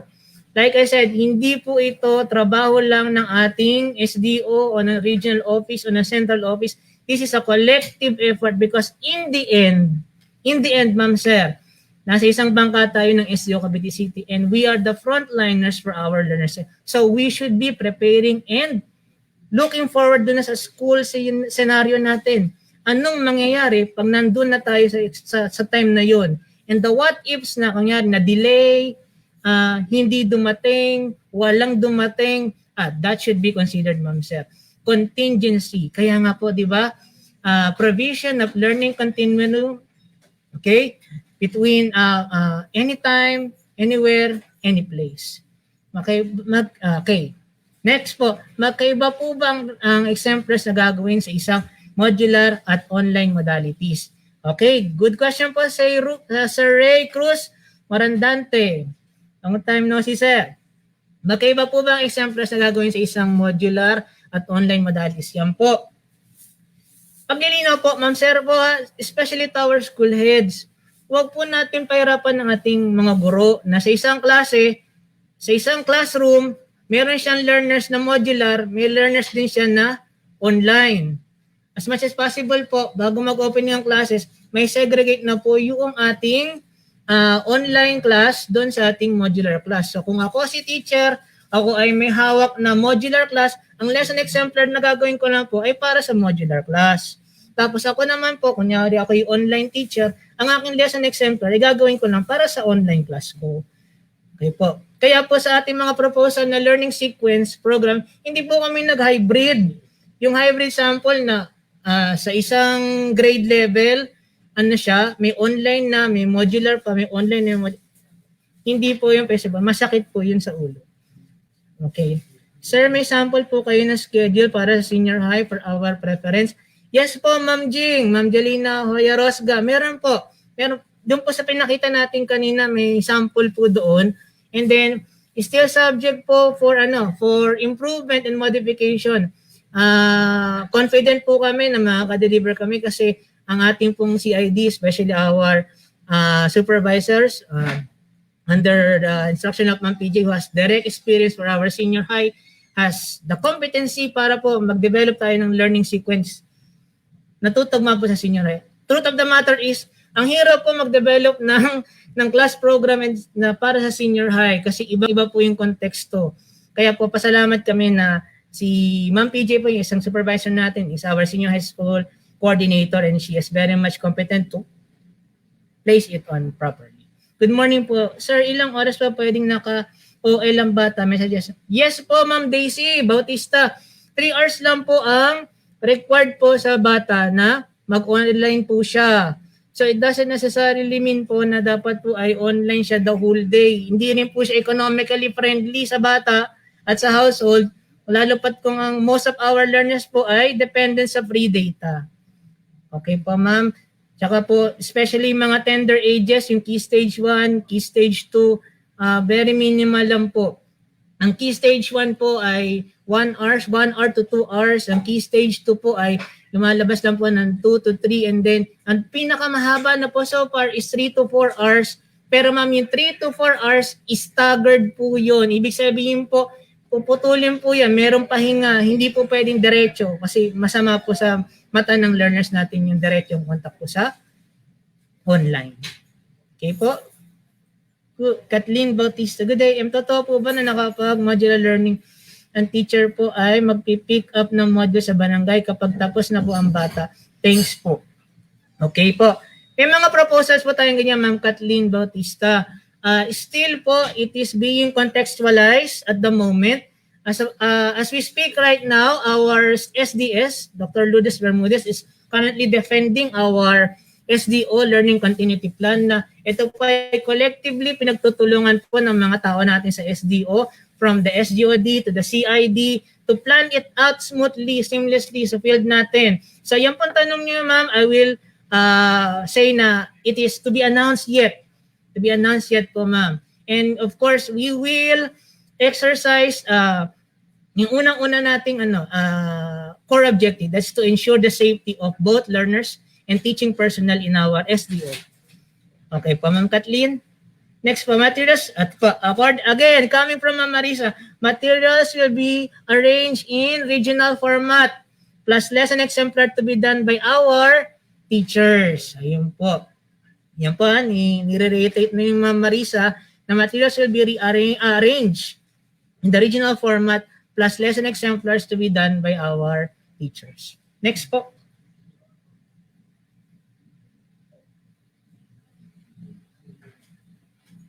Sir, yung milk in science is the same with the newly arrived. Ayan po. In the past summer, ang dami po pong enhancement na nangyari. Even our ASDS has been very honest with it na ibang-iba na si milk ngayon. And kumbaga, yung pagkakatimplan ng milk, may pearl na. Joke lang po. As I was saying, ma'am, sir, yung unang-unang release has been evolving. Kaya nga po sabi ko sa inyo kanina, yung unang-unang sabi ko po, 3 things to consider under the new normal. Flexibility, dynamism, and resilience po, ma'am, sir. So, I hope that with the sudden changes that's happening, these changes are basically for enhancement and enrichment, for the betterment. Opo, yun po ang aking point dito. So, wag po mabibigla, wag pong magpanik sa sudden changes or sudden enhancements. And yes po, na bago po. May improvement po dun sa MET na bagong dumating. Today, po, sana po pati sa TLE magkaroon din ng complete set of learning modules. Although nagde-develop din po ang mga kaguruan ng TLE. Malaki po kasing tulong. 1 teacher, 1 course po kasi yung paggawa ng module sa TLE. Actually, Ma'am Husto, I salute these teachers who have been developing the modules for this learning area. Kasi skills building po ito. Kahit sa central office, nahihirapan po siyang mag-design ng module na a-answer dun sa lahat ng ating industrial arts, home economics, agriculture, may IT pa yan. So, yung boys trade, girls trade, yan po. These are branches wherein struggle for the central office to provide. So, on your own level, we admire your initiative and preparation, of course, with the consensus of our EPS in TLE, si Ma'am Yoli Oliver, of course, and then, of course, in your level that you are nudging the teachers to participate, contribute to that equation. Kasi, truth of the matter is talaga pong malaking challenge in development ng LR. So, in our level, if makakapag-ready po tayo, that is most and highly acceptable po and most highly appreciated po. But, take into consideration na dapat, according to our LR, it should be reviewed and validated. Next question po. So, okay na gamitin yung supplementary materials na nagawa ko po sa English 6 this summer. Kay Ma'am Liu po, Crisanta Liu po, as long po na dumaan po sa ating level po ng ating division, sa ating LR, better po kung na-validate siya at na-scrutinize po yung content para po yung integrity level niya ay mataas-taas po. Sige po, next slide. Pwede daw po ba magpalit ng chosen modality ang bata? Meron po kasing bata na pumili ng online. Then ngayon po ay gusto po na mag-modular. Okay po. So babalik po tayo dun sa ating quality policy. Tayo po ay customer-centric. Ngayon po, kung yung bata po ay meron namang valid reason bakit siya gusto niya lumipat sa ganitong modality at acceptable naman po siya, we should be able to consider that kasi sila po ay client natin. Tayo po ang mag-a-adjust para sa kanila. Paano sir kung 7 subjects po kami? Paano namin i-deliver sa bata kung 3 hours lang po a day ang mga bata? We will have succeeding orientations and focus group discussions, ma'am, on how to answer that 7 subjects na yan na tinuturo niyo po para sa bata. Alam po natin na yung ating mga learning specialist elementary ay international po. International teachers yan sila. So, Yun pa po ang challenges na ating dapat i-resolve. Kaya nga po, nagbibigay kami ng orientation na ito, webinars na binigay namin sa inyo ng summer, is para to gauge na kayo, i-ready na po kayo what's coming. Dapat po perceptive tayo sa anong mangyayari sa opening of classes at what to prepare. And well appreciated po yung mga gantong mga tanong kasi this is taken note po. Noted po ito. So that when we have our deliberation and brainstorming in the level of the CID and SGOD, hoping we could resolve this one. Sir, paano kung ikaw lang nagtuturo ng subject tapos lahat ng modality gusto ng bata, paano ang exemplars? Sa senior high to. Ayan, paano po kung ilang tuturo ng subject tapos lahat ng modality gusto ng bata, paano ang exemplars? Ayan.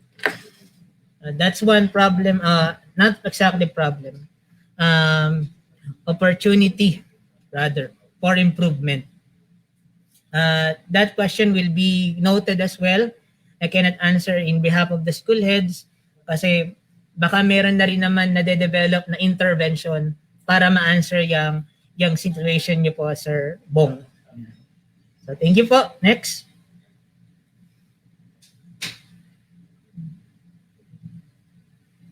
Sir, what if kung hindi po taga Cavite City ang bata?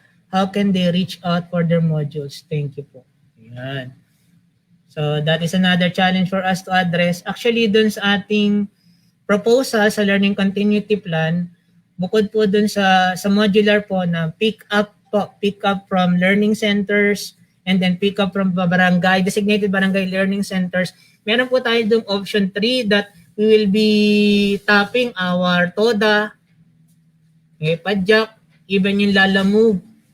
Kung posible po yun. Yun po ay for consideration for that. That is another intervention for consideration. Ulit ko po ha, not fixed proposal, but for consideration. Para marating po ng module yung ating mga bata kung sila man po ay tagalabas ng Cavite City. Sir, meron din po bang MELC intended para sa SPA program?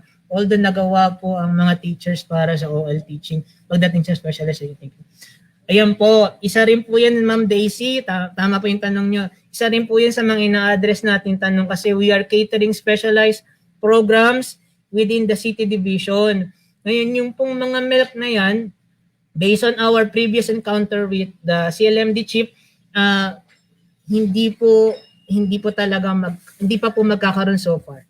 Still waiting for that. So kung meron po kayong initiative sa inyong level, very good po.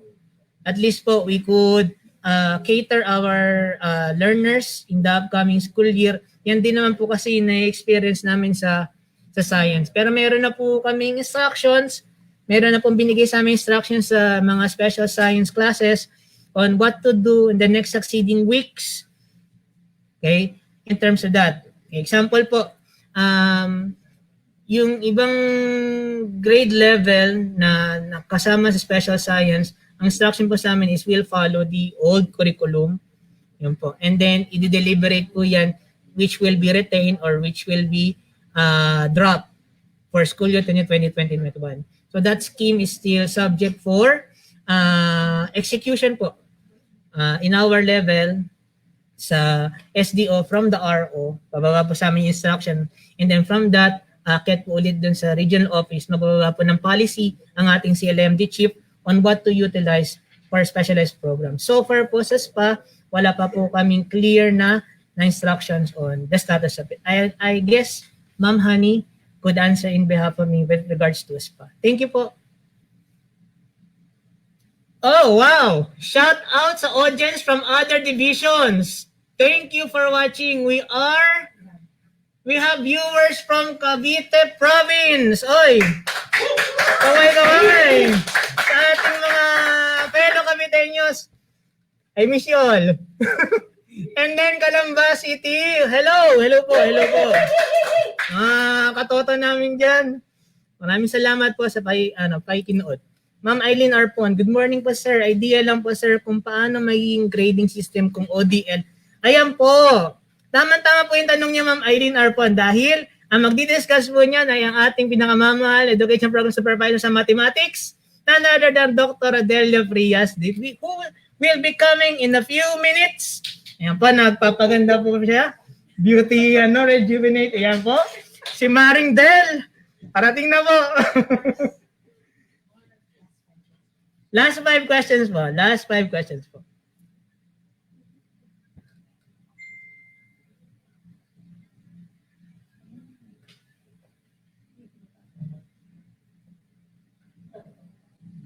Last 5 questions na po.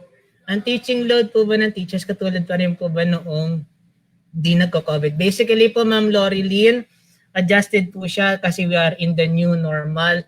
Basically po, iba yung ating scheduling for this special scenario. Yan po. So mag-a-adjust po tayo dito. So don't expect na kayo po ay 8 hours straight po na nagtuturo. Pero, yan, subalit datapwat, yung prescribed po na hours natin under civil service should be considered po. Kaya po kung kayo po ay may klase sa umaga, you are expected in the afternoon na meron pa kayong 3 hours na excess, yung po ay meron pa rin po kayong work from home activities. Ma'am sir, so hindi po ibig sabihin na magmamall na po tayo pagdating ng lunch.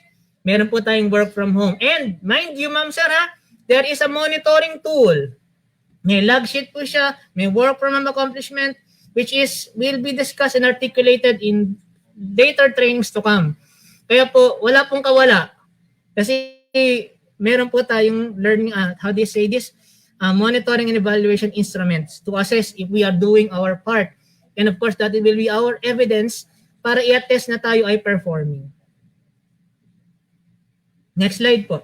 Second po, may replay po ba ito para po makabalik-balik namin at ma-share sa teachers from SDO Cavite Province? Yes, it will be available for reviewing sa DepEd tayo, Cavite City page from Viado. And actually, magkakaiba po tayo ng context. Tama po ba? Baka po may iba ding paraan si Cavite Province, yung ating mga leaders dyan. Very creative, innovative fellow leaders yan sila. Okay po, congrats po Doc Rex Tosco from TNTS family. Love lots sa school natin yan. Okay.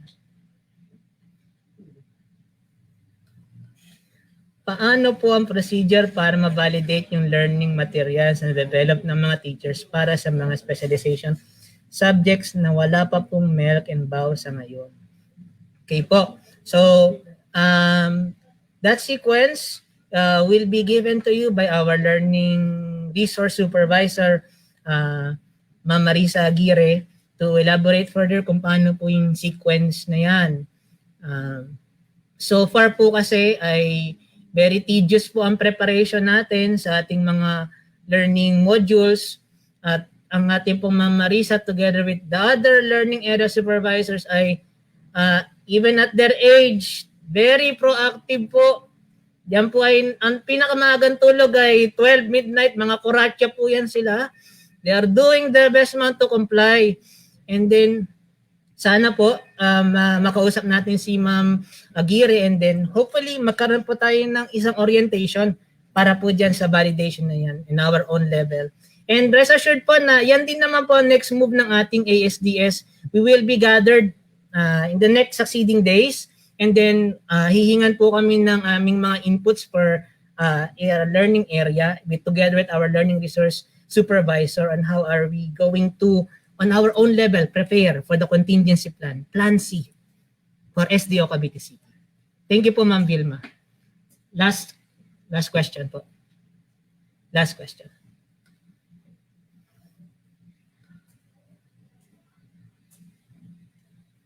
Okay, so wala na daw pong tanong. I guess that ends my session for this morning. Mahal po namin kayong lahat. Ginagawa po namin lahat para maging smooth ang ating session. We hope that the rest of you will become more open and then contributory in order to make the learners succeed. Okay, sa ating school year o panaroang 2020-2021. Itawid ang bata sa panaroang 2020-2021. Remember, flexibility, dynamism, and resiliency, okay, in the provision of learning continuum and opportunities for all children of the city anytime, anywhere, and in any occurrences. Thank you. Mabuhay po tayong lahat. God bless you all.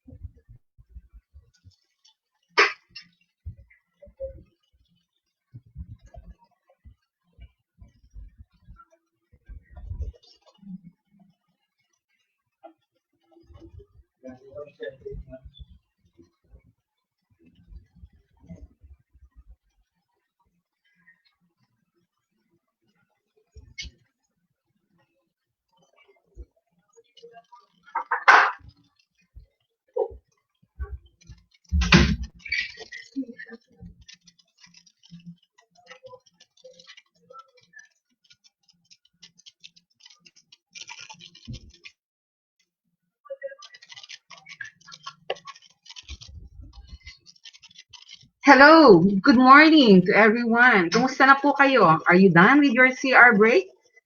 Or still kumakain pa rin po kayo ngayon? Sige, patuloy nyo lang po yan. Let me first greet the persons who are here right now, the SGOD family, and of course, na nag-a-assist po sa amin. So, I would also like to greet the CID family and the head of our SDO family, ang ating pong SDS, si Ma'am Lourdes Bermudez, and ASDS, Ma'am Alona Encinares. So, we have already checked the attendance a while ago. It seems that there are 464 participants who are watching right now. So, mukhang hindi pa po nakakabalik ang iba. Wala po ba akong nakalimutan sa aking mga binati? It's quite challenging on my part kasi napakagaling po ng ating previous na speaker. So sana po ay ma-deliver ko sa inyo ng ganoon din. By the way, I'm Rodelia Frias, your Education Program Supervisor in Mathematics.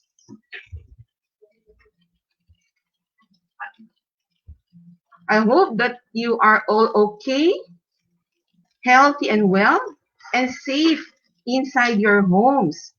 Kaya po meron po tayo na batas. Bawal pong lumabas dito sa ating session ngayon. Pero pag binago na po yan at natapos na po tayo, ayan, pwede na po kayong lumabas. Congratulations nga pala to all of you because you are now on the third day of the seminar. We still have a long way to go. Kaya po, magsama-sama po tayo so that we will be able to achieve our goals. Deliver education, serbisyong de kalidad, edukasyong de kalidad, serbisyong de kalibre. Talagang mahirap po pala talaga kapag live, nagbabakel.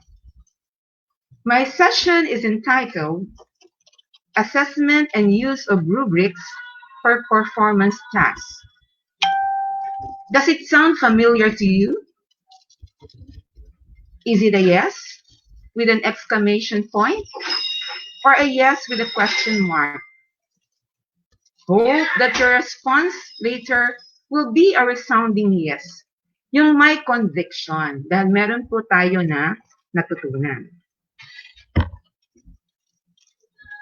Here's the task outline. First, I will start with what is assessment, then followed by the two kinds of assessment. Third, making effective online assessments. Fourth, what are the performance tasks? And making and using rubrics. And for the last part, that is our Q&A portion.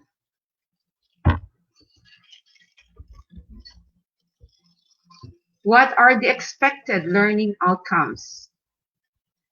Recognize the critical role of assessment in teaching and learning. Map out ideas about effective online assessment and gain skills in utilizing rubrics in performance tasks.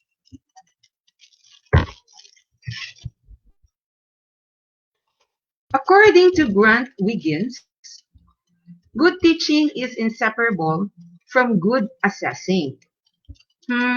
That's something to think about. Tama po ba? Just imagine teaching without exams, papers, outputs, or grades. That if that would be the case, hahayaan na lang po ba natin na ang mga bata, let's say, ay kumopya ng kumopya? What do you think will happen? You can comment your thoughts on this.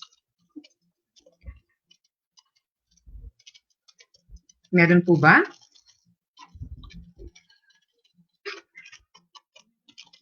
Yes, in other words, teaching and assessing go hand in hand in educating the learner. As a teacher, how will you gauge if you achieve your objective? How effective are you as a teacher? Therefore, assessment is really vital in the teaching learning process.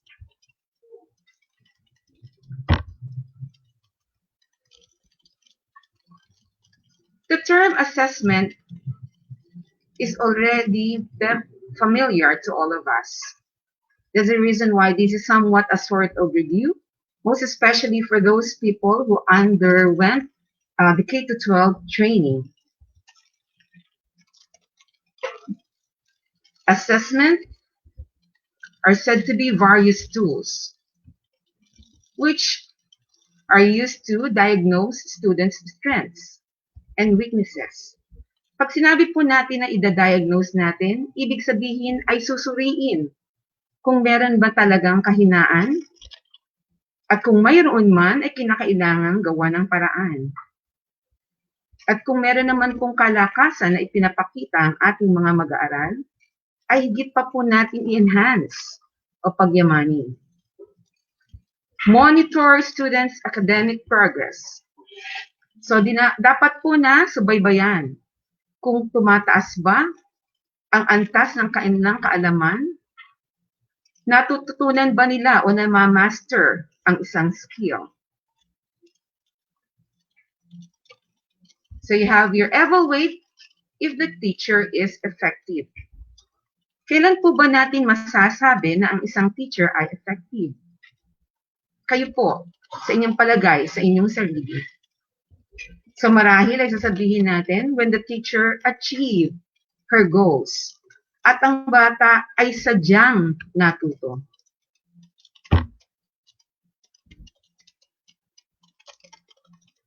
Bakit kinakailangan ang pagtatasa?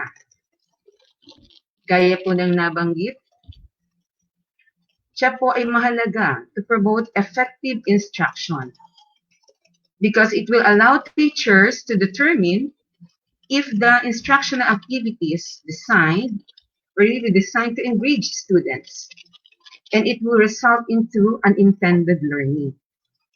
Para naman po sa part ng mga students, it will help them reach the standard or the learning target. Hindi lang po kasi ang mga guro ang nagsiset ng targets, ganon din ang ating mga mag-aaral. They know if they perform well or not, kung meron ba silang pagkukulang sa kanilang ginawa.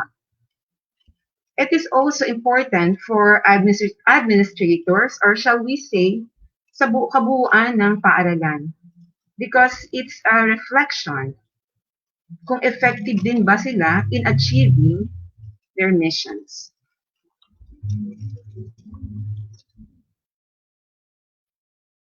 Okay, so these are the two kinds of assessment which you are familiar with. Ang una po natin is a formative assessment. Ang sabi po dito, it is done while instruction is ongoing. Sa madaling sabi po, pwede tayong mag-assess ng ating mga mag-aaral before, during, and after teaching. Tingnan po natin ang kanilang mga ginagawa. Not necessarily it's a paper and pencil test. Giving feedback is important because it could either be positive or negative. If you give a positive feedback to your learners, it would somehow inspire them to do more. You can also gauge the level of mastery of your learners. Nasa self-monitor po nila ang kanilang mga ginagawa. And this is also utilized in checking for understanding on the part of us teachers. While summative assessment is done at the end of the unit o instruction. Malawak po ang sakop ng pagtatasa ng isang guro sa isang summative assessment. And what are some examples of summative assessments? Yun po ang ating mga quarterly tests or the periodic test. Through the evaluation of the teacher, she can measure the student's competency and the results of which can be used for grades or promotion. So yung ating mga formative tests, let's say yung ating mga quizzes, yes, we take note of that, but that will not be the basis in giving grades. Kung mapapansin po ninyo dun sa aking formative assessment, parang isa lang po yung bulaklak na nandun sa side, ano po. Formative assessment is assessment for learning. Para malaman ng guro kung ano yung mga nararapat niyang gawin. Assessment of learning is a way to see what the students can do. On the other hand, ang summative assessment is an assessment. Let me clarify that again. For assessment of learning, it is a way to see what the students can do. Yun po siya. Opo? Kaya po, pag sinabi natin, yung assessment for learning embeds assessment process throughout the teaching and learning processes. And we constantly adjust our strategies. Depende po sa mga actions being manifested by the learners. Assessment of learning involves looking at assessment information at the end of the teaching and learning process. At saka po siya ay i-match against a standard. So yun po ang pinaka-importante. Try to look at this. Ayan, malapit na po siguro mananghalian. Nakaluto na po ba kayo? As you can see, meron po tayo ditong mainit na soup. We can relate the two kinds of assessment to this idea. When the cook tastes the soup, then that is formative assessment. When the customer tastes the soup, that is summative assessment. And what do we mean by that? If the cook tastes the soup and he is not satisfied with it, then of course he will place additional ingredients to make it delicious. And that is from his own perspective. And when the customers are satisfied with his cooking, then the cook achieves his goal. So yun po siya. So yun yung totality, yung kabuuan. Po? We want to make sure that the learners understood the concept. And it will mean that the teaching goals were really achieved.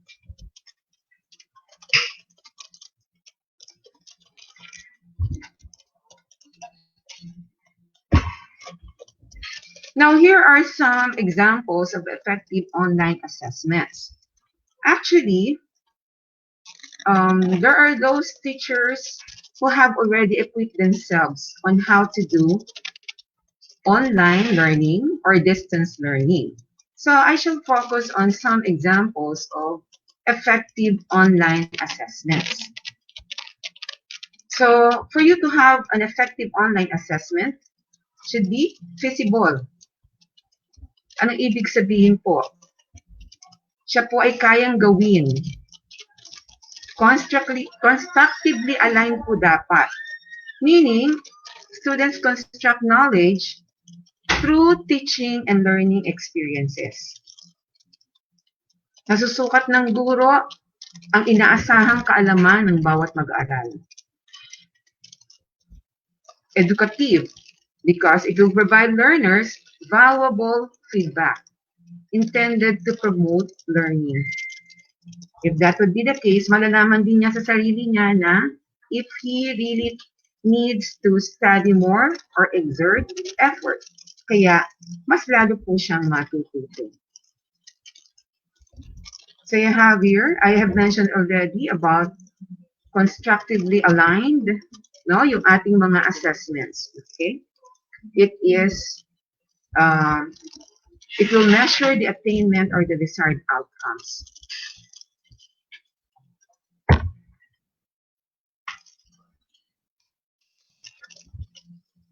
So I took this from the Adapted Design for Learning course by Ateneo Salt. These are some of their online assessment tools and strategies which can be localized or rather contextualized depending on the grade level. No? So yun po.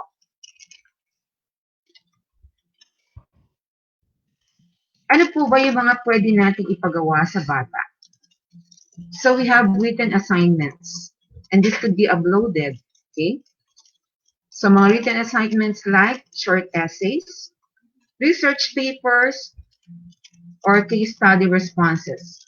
So most probably, pwede itong isagawa sa senior high school.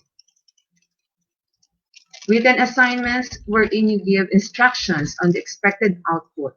They should be clearly explained.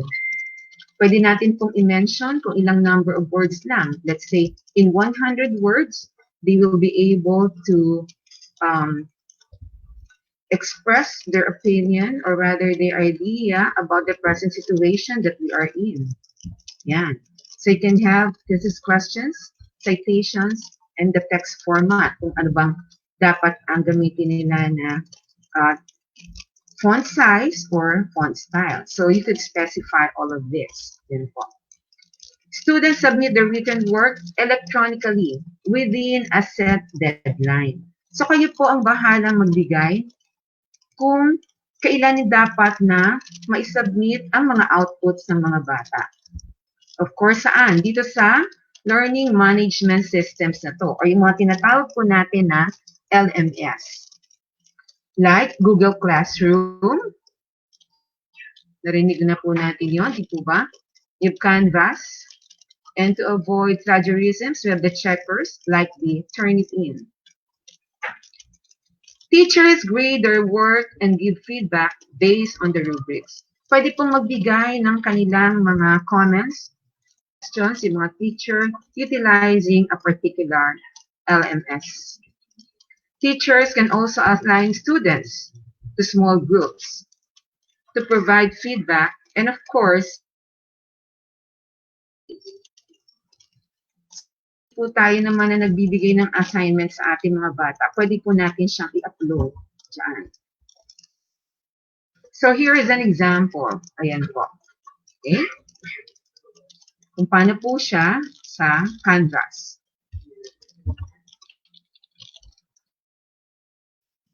Here is another one. You can have an online discussion. So you can set online katulad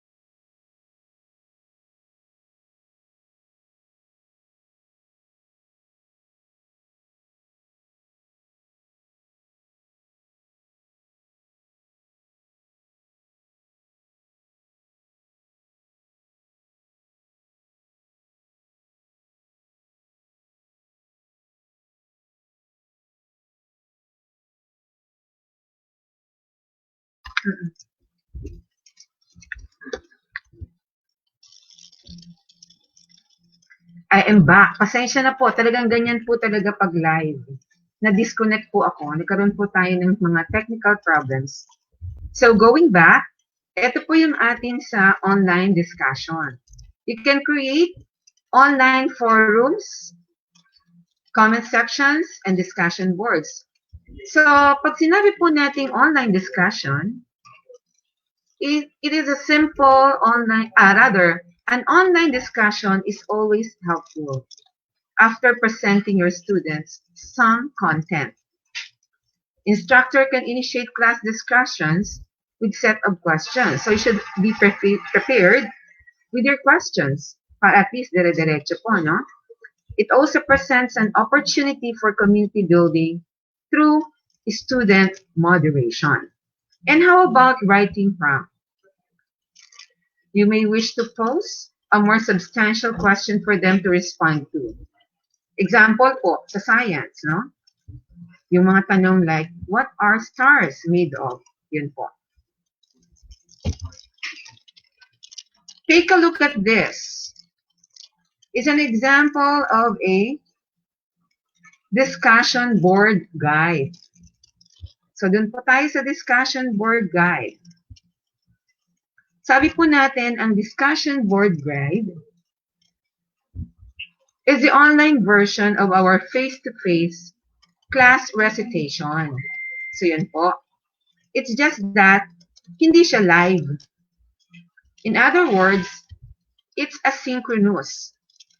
Pag sinabi po nating asynchronous, the teacher and the learner and the other participants are not engaged in the learning process at the same time.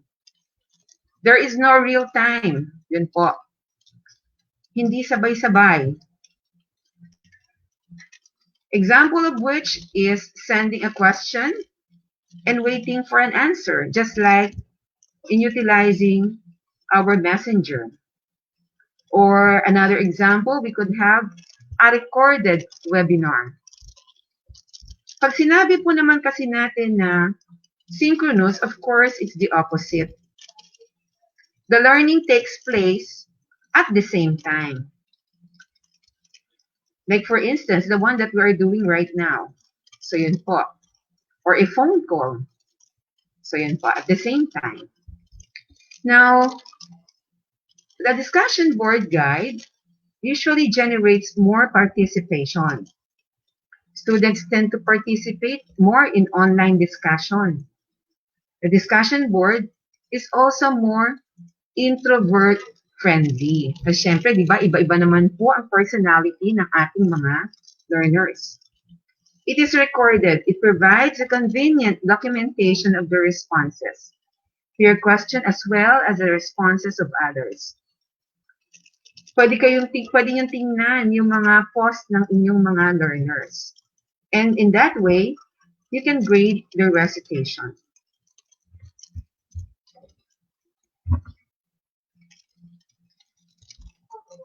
But how do you prepare your discussion board guide? Para maset po natin ating mga boundaries, no? Give your response some thought before you post. Avoid lengthy, rambling responses. So yun po. You may ask to limit the response to a maximum number of sentences. So nalilimitahan po natin. Kaya kinakailangan ay preparation. Participation is not only by posting your response but also by reading others' comments and responding to them. So yung katulad po kanina ng ginawa nila sa Rex po. Now, the reason for which is discussion should be grounded in reason, or at least an attempt to reason when we talk about ideas.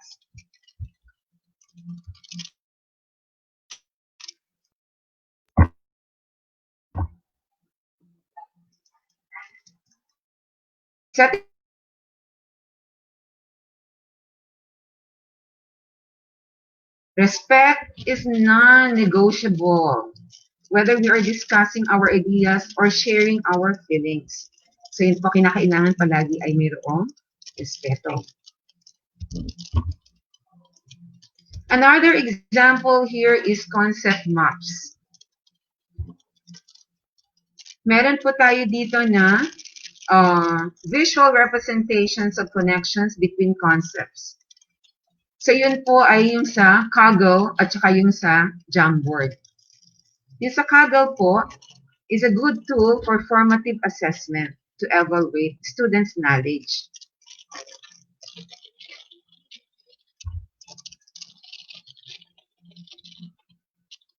For presentations, presentations can be modified to the online learning environment.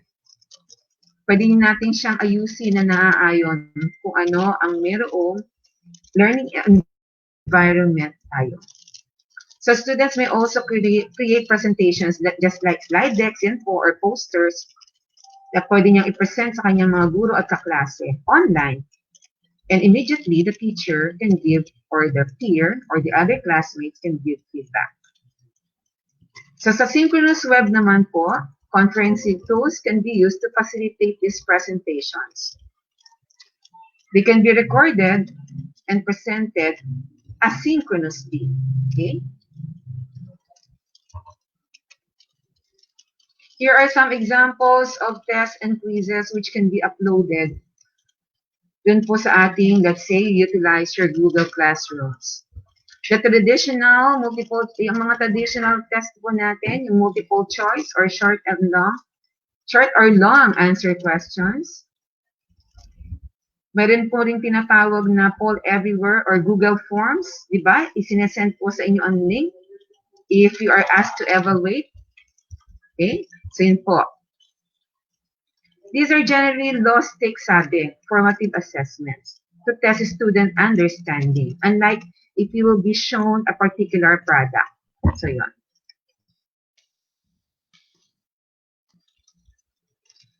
Exit tickets. Ano ba tong exit ticket na to? Siya po ay isang common formative assessment that you can employ towards the end of any online lecture or class. Paano po ang ginagawa dyan?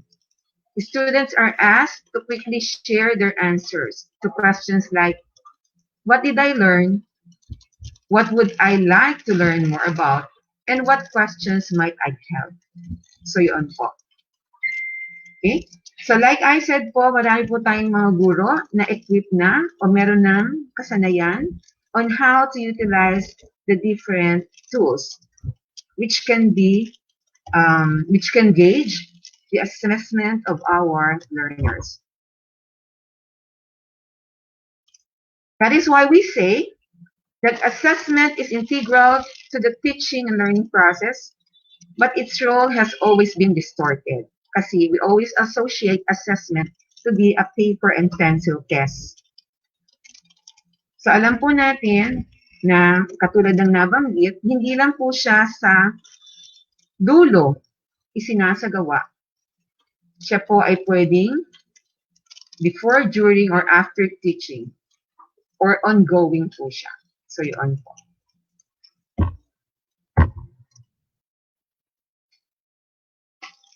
Aside from tests, we have other assessment methods. Scores can measure performance tasks, journals, self-assessments, observations, and interviews. Pero we should always bear in mind na yung ating assessment is not one size fits all. We should always consider, di ba, yung konsepto po na differentiated. Meron tayong differentiated learning, meron din tayong differentiated assessment in such a way na we prepare a particular assessment that would correlate to the particular intelligence. For example, no, meron mga bata na verbal linguistic. Meron po dyan ay mga analytic. So yun po. So you can create assessments, no, depending upon their intelligence. Bigyan po natin ng focus ang performance task. Ayan. So ano po ba itong mga performance tasks na to? These are said to be specific activities that requires students to demonstrate. Kaya nga, I perform. So when they demonstrate, makikita natin kung na-master ba yung knowledge o kaya yung skills. So yan po. So kinakailangan po tayo ditong merong tangible product. Itong mga tangible products na to will serve as evidence of learning. Katulad halimbawa na ang bata ay can create, perform, or provide a critical response. Paano po kaya natin makikita yung performance ng bata under the new normal? Siguro po, pwede po natin silang mapansin yung performance nila when they give the responses. So that's one way. Or most probably, kung dapat natin i-assess yung dance, pwede rin po siguro yun. Or a poetry interpretation. These are forms of performance-based assessment. Although sometimes yung performance-based assessment po ay takes time. So there must be a clear pacing guide. Okay, here are examples again. Meron po tayong demonstration of their work, oral description of their thinking. Yan, by participating in forums and writings. Yan po. How do we evaluate performance tasks? Ano po ba ang ginagamit natin na pamamaraan in evaluating performance tasks? Of course, we utilize rubrics. And I'm sure you are familiar with rubrics. But prior to but before you grade your learners, kinakailangan po muna ay ine-explain po na natin yung rubric na gagamitin for their particular performance. In utilizing the rubrics, you will know if the students are really learning the cognitive processes that we are teaching. So are we able to transfer the learning? Were they able to transfer such learning to concrete or novel situations? So yan po. So that's the reason why we need to design specific activities. Students are required to make their thinking visible po. So using rubrics will allow us to give refined feedback to students.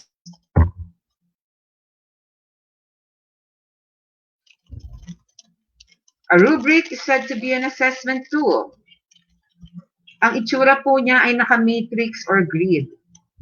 Likewise, it clearly indicates the achievement criteria across all the components of any kind of student work, from written to oral to visual.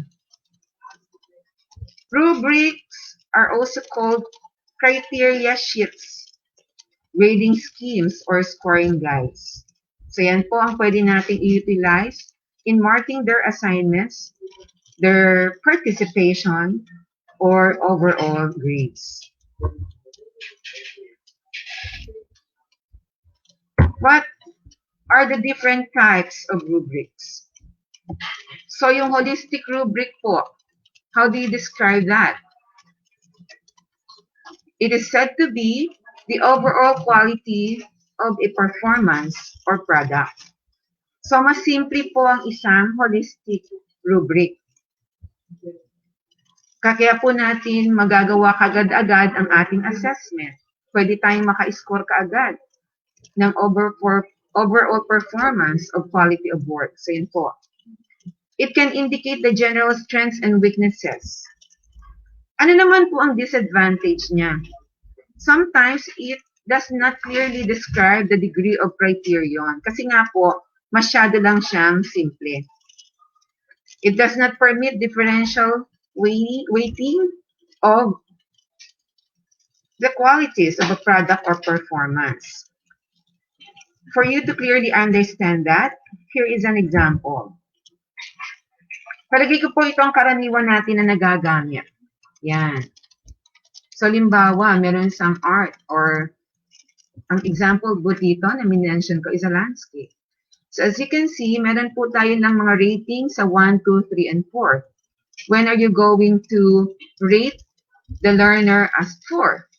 When his work shows exceptional understanding. So yun po. Pagka 3 naman, the work shows proficient understanding. And for 2, the work shows developing lang or developing understanding. Developing pa lang siya. And then for 1, does not show understanding. So yun po yung mga criteria, no, for you to give such ratings. So pwede nating tingnan yung kabuuan ng ginawa niya na art. Yan. And how about the other type of rubric? So ito po ay isang analytical. It describes the quality of performance of product in terms of identified dimensions. So meron na po tayong mga identified dimensions this time or criteria which are rated independently to give a better picture of the quality of work. Ano naman po yung mga advantages niya? It clearly describes whether the degree of the criterion use of a performance or product has been satisfied or not. It permits differential rating of the qualities of a product or a performance. Likewise, it helps raters pinpoint specific areas of strengths and weaknesses. Madali nating malalaman kung ano yung punto, kung saan sila mahina o may sadyang kalakasan. Ano po ang disadvantage? Siyempre, it's time-consuming and of course, it is more difficult to construct. Although, meron naman pong mga ready na tayong mga rubrics, no? Which are said to be downloadable. So here is an example of analytic rubric for a landscape. So kung kanina po ay nire-rate lang natin siya ng 4, 3, 2, 1, ngayon po ay kinalasify na natin, may particular na criteria tayo dito sa side, no? Na meron tayong foreground and then the atmosphere and the overlapping and size variation. So it's more complicated compared to a holistic rubric. Ayan, mas makikita po natin ang comparison ng dalawa. Meron pa pong isang na-mention na klase which is anaholistic. So yun po. So it's just a combination of the two. Nag-focus lang po ako sa dalawang to. Here's another example of an analytic rubric for graphing display of data. Yan po.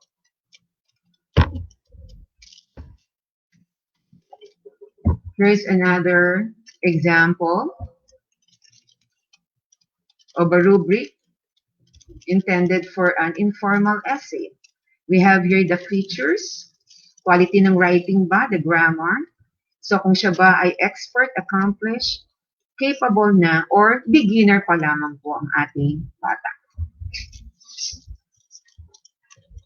Now, pag hindi po natin nagawa mabuti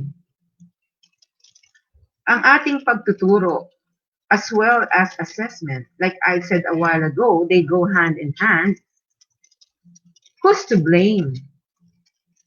Before, sinasabi po natin, parents blame their children for having low grades. But today, it's the other way around. The parents blame the teachers of their children's low grades. And how about under the new normal? Who's to blame? Will the teachers blame the parents? So tama po ba na magsisihan ng lahat? Magturuan? Yan, magtuturuan po sila kung sino na or they are going to share the blame. Yan po. Dapat ba talaga na gawin natin yon? Who's to blame? Walang ganon, Mars. Sa ating pag-aaral, wala po tayong dapat na sisihin. No one is to be blamed. It's everybody's responsibility. Yan. So, kilala niyo po ito, di po ba? So, walang ganon. Tandaan po natin yan. Okay? We are here to connect. Kanino? Sino-sino ang magko-connect? Ang parent, ang teacher, at ang student. We know that the child is an active learner. Siya po ang pinaka-importante sa proseso na ito. So yung teacher, facilitator, and the parents as partners. But this time, most probably, pareho nang magiging facilitator. Si teacher at saka si parent. And we should always remember, ayan, at this point, you being an educator, are you ready for the new normal? Nakahanda na po ba tayong lahat? So we still have time to equip ourselves by undergoing the different trainings, no? Kinakailangan talagang mag-adjust po tayo with the situation that we are in. And a reminder for the learners, dapat self-directed ang kanilang learning. We should always bear in mind that we must empower or activate students to lead their own learning. Ang palagi ko po kasing sinasabi, the learner should be responsible for their own learning. So kinakailangan po ay tulong-tulong po tayong lahat so that the opening of classes by August would be smooth. There are a lot of challenges that we are in. Pero sabi nga po natin, kaya po natin yan. Basta po, sama-sama tayo. Okay? So, punta po tayo ngayon sa ating Q&A portion. Gaya po ng sinabi ko kanina, marami po tayong mga ibang LMS na pwedeng gamitin. So, maaari pong hingin natin ang tulong ng ibang mga guro.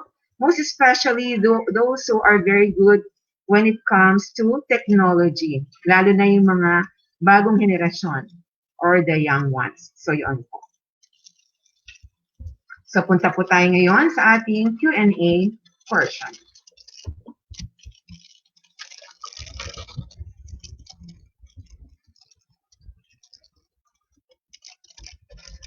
Ayan. So, acknowledge natin si Ma'am Eileen Panganoro Ladasta. Ma'am Eileen, pwede po kaya makahingi ng copy ng presentation? Yes po, ma'am. Or you can go back with this presentation. As far as I know, they will be uploading this. So, yun po. And I am also acknowledging yung kung saan ko po kinuha yung mga materials na pinresent po for today. Yes, ma'am.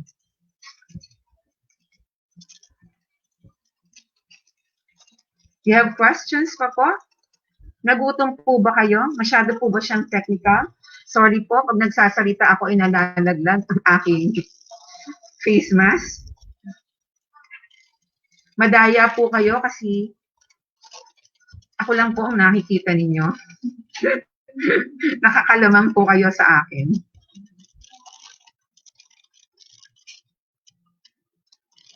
Oh yes, I can see those teachers who are present right now. Yan po. So we could always ask the assistance of other teachers para at least naman po ay madagdagan po yung ating skill in terms of ICT. Di po ba? Kailangan po natin siya ngayon. So yun po. Magkakaroon po ba ng seminar ang mga parent? Well, I guess opo. Kasi we need to orient them, inform them of what it is expected of them to do in the opening of classes. So yun po. Kinakailangan talaga po ay malaman po nila kung paano ang pamamaraan na i-adapt po natin. So yun po. Tanggal po ako ha. Yung template pa rin po dati ang gagamiting class record. I wasn't able to acknowledge the one who asked earlier. Yun po. Ngayon po kasi ang binabasa ko naman ay kay Ma'am Georgina Tispe. Yung template pa rin po dati ang gagamiting class record. Oh, that's a very good question. Because when we had our orientation ng MELS and BAW para sa mga mathematics supervisors, there was one who asked na, di ba po ang ating performance task ay may malaking porsyento? And how about assessing performance tasks sa panahon ngayon? Ayaw lang po nila munang i-preempt, but they will be releasing po a guideline wherein parang meron po silang babaguhin when it comes to the computation of the grade. So definitely, pag inamit niyo yung template for class record, magkakaroon po kayo ng adjustment base po sa pagkakapaliwanag po sa amin. Yun po. Lalo na po sa ESP, di ba ma'am? Ang laki ng percentage para doon sa performance task. So yun po. O to si Ma'am Lilian, thank you ma'am. Thank you din po sa inyo for being part of this training. Ask ko lang po, as we all know, during this pandemic, there is shortage in family finances. How can they perform well, especially in cookery? And if collaboration will be applied, how is it possible? Oo nga naman. Kasi alam po natin that whenever students prepare, di ba po, ng kanilang particular na iluluto, nagko-collaborate po ang lahat. Siyempre, gusto nilang mapalabas na masarap at maganda yung kanila. Well, if you can do that also. You can trust, of course, you need to trust your learners. Most probably, they will be doing that individually. This is just my opinion. Kasi I have not experienced online teaching.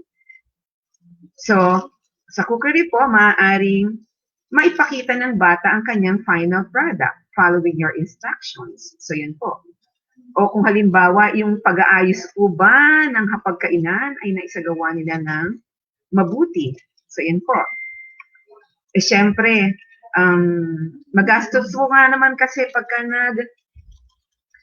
pinagluto mo po sila kung individual, unlike kung halimbawa, yun po ay collaboration ng lahat, wherein mag-share po sila. So, siguro po, pwede natin i-advise na if they would be cooking on their own or preparing something, ay pwede rin nilang mabenta, di po ba? Yan, kumita pa sila. Lalo na pagka naging masarap po ang kanilang nailuto. I just hope, Ma'am Lian, I was able to convince you with my response to your question. Si Ma'am Mayet, La Cuesta. Hello, Ma'am. Pwede po bang makahingi ng copy ng sample rubrics? Yes, pwede po, Ma'am. And you can also utilize po yung sa DepEd Tambayan po. Marami po mga mga naka-upload po ng mga rubrics sa iba't iba pong mga subjects. I will be sharing to you other links po wherein makakakuha po kayo ng magagamit ninyo. Yan, ma'am. Ma'am Divina, Ma'am Villanueva, di po ba naku-compromise ang honesty sa output ng bata since sa bahay siya gumagawa with that us around? Tama, ma'am. Kasi baka mamaya po ang mga ibinibigay nating assignment sa kanya, ang sumasagot po ay ang kanyang nakatatandang kapatid o ang kanyang magulang. So yun po. Yun ang pong ikinaktatakot natin. Baka mamaya, they will be submitting outputs na perfect when in fact ay hindi naman sila gumawa. Meron po tayong klase ng assessment online, no? Na pwede po siya na maging real-time. Pwede po kasing, katulad ma'am, no? Halimbawa tayo sa math. Paano po natin malalaman kung na-master ba ng bata? Maybe you can utilize show me boards. That at an instant, they can easily give their responses. So yun po. So siguro naman, hindi sila kaagad-agad ang mga kapagtanong. Kasi makikita natin, lalo na kung halimbawa ay maganda ang kanilang connection. So yun po. At meron po ako doon mga binanggit kanina doon sa online assessments wherein katulad po yung sa isang pinresent ng taga-PNU sa mathematics po ito. I think that was my open math. Yun po. Wherein the teacher can create her own classroom na meron po siyang, pwede siyang magpasok ng mga questions doon. Then randomly, pwede siyang sagutan ng mga bata. Para may mga questions po na the same ang konsepto, pero iba po ang tanong. Kumbaga parallel questions po sila at isang subject matter po. So yun po. Yan. From Ma'am Merla Parani. Hello, Ma'am. What is the ideal number of test items for the e-assessment? Well, kung consider po natin ay yung mga assessing their knowledge, simple knowledge, yun po. Most probably, pwede kayong magbigay ng mga 10. Kung mabilisan lang po talaga, a simple yes or no, true or false, yung mga po. So, excuse me pa. Para akong si Mike Enriquez, ano po? Na-experience ko tuloy ang nangyayari sa kanya. Okay? So, yun po. Depende po kasi kung kung limited lang po yung time, edi syempre you set your assessment in such a way na pasok pa rin po siya doon sa allotted time per subject. So, yun po. Yes, we can design a summative test per quarter. Yes po. Yes, sir. And it could be uploaded po. Yan. So, yun po yung mga bagay na i-equip po natin sa sarili nila. Yan. Napakaswerte ko po. Kasi may taga-abot po sa akin ng tubig. Thank you, Miss Pam. Sorry po. Yes, Sir Joseph. Yan. Magkakaroon po tayo niyan ng summative test po. Kailangan po natin yan. Yan. Yung pamamaraan, i-define po natin yan. Sir RD? Then? Kaya need po talaga ang support at guidance ng magulang. Opo. Lalo na sa panahon ngayon, para kahit nasa bahay lang sila, ay authentic pa din ang learning nila. Yes. Kinakailangan ay magamit po nila ang kanilang natutunan in real-life situation. Kung gusto po talaga ng magulang na matuto ang kanilang anak, dapat truthfully, the learners will answer whatever is given to them. Yun po. Pwede nilang tulungan, pero when it comes to yun talagang yung outputs, hayaan po din natin sila ng hayaan po natin sila to do it on his own. So, yun po.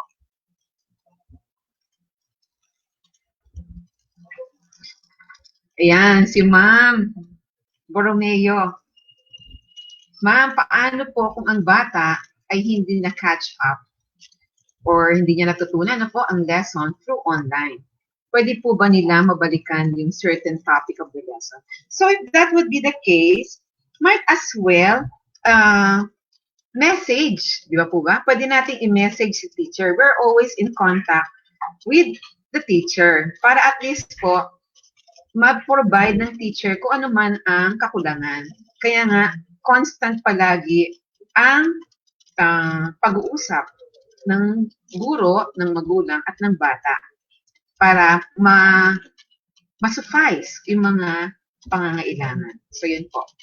Kasi hindi naman pwede na na-miss niya yon pagkatapos ay hindi na pwedeng balikan.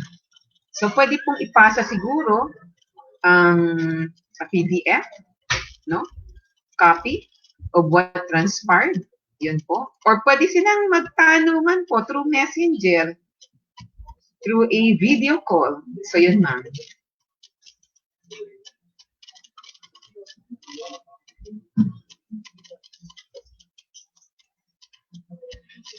Meron pa po ba tayong, do you have other questions po?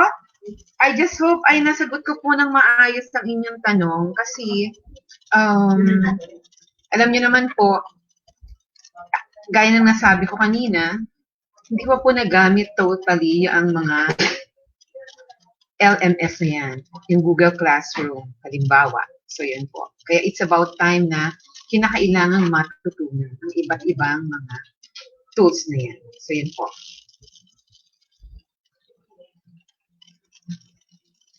Yan, kay Ma'am Maria Nympha, pwede ba po ba pre-recorded ang lesson para mababalikan ng mga bata? Yes, ma'am.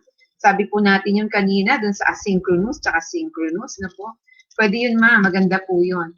Kaya kasi, di ba, minsan biglang nawala si bata, naputol ang kanyang internet connection. So, sayang naman. Meron siyang na-miss. Ang bawat bata, dapat pantay-pantay. Ibibigay natin kung ano ang kailangan ng bawat isa. Kung anong meron po yung isa, dapat bigay din natin sa isa. Yes po. Pwede yan, ma'am. And by the way, pwede ko nga palang i-correlate po yung konsepto na yan na nag-online si bata, no? So that's the contact time. We differentiate contact time with learning time. Maaaring si bata po ay present online, pero hindi naman po siya, he does not perceive what you are talking about at meron siyang ibang ginagawa. So isang possibility po yun. So natuto ba siya? Or maaari naman si bata ay naputol siya. And then he tried to look for other resources na nag-aral siya. So nagkaroon siya ng learning time for himself. So yun po.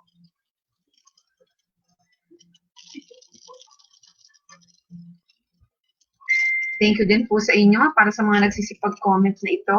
Yan po.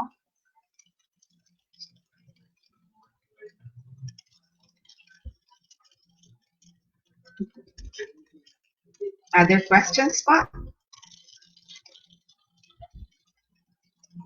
Si Ma'am Ethel, Maria Ethel Ramirez. Ma'am, ask lang po kung ano ang time allotted ng bawat subject, lalo na po ng English, Math, and Science. They have not yet set any finalization regarding the time allotment. Pero kung halimbawa po, from my end, I'm a math teacher, siguro 20 to 30 minutes will be enough. And the rest will be consumed for activity. Kasi pwede mo po siyang bigyan ng activity na related to your subject. And then, pag nag-online kayo ulit, kung ano yung mga na-miss niya na punto doon, pwede niyo po siyang pag-usapan. So, pwede siyang online ng ganitong oras, you do your presentations as a teacher, merong participation doon, and then the rest of the time, ay pwede naman po siya na offline. So, yun po. So, do not forget po to evaluate. Sinend na po yung ating evaluation link for day 3. Posted na po siya sa title ng live natin. At nasa comment section din po. So, do not forget that po. So, these are some of the reminders. So, yan po. Wala na po kayong katanungan?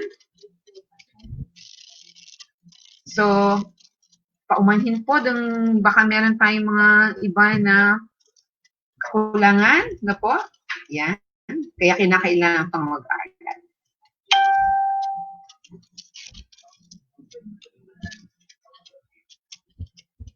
So, to end my session, gaya po sinabi natin, the situation that we are facing right now is really challenging.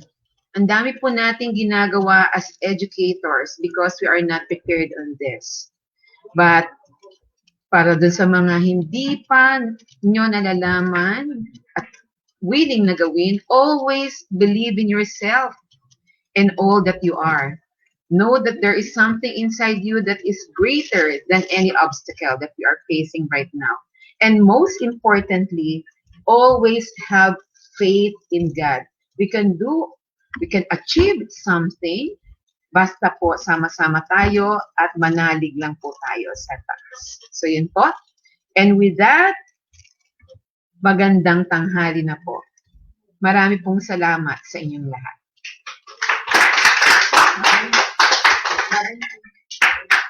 Goodbye po.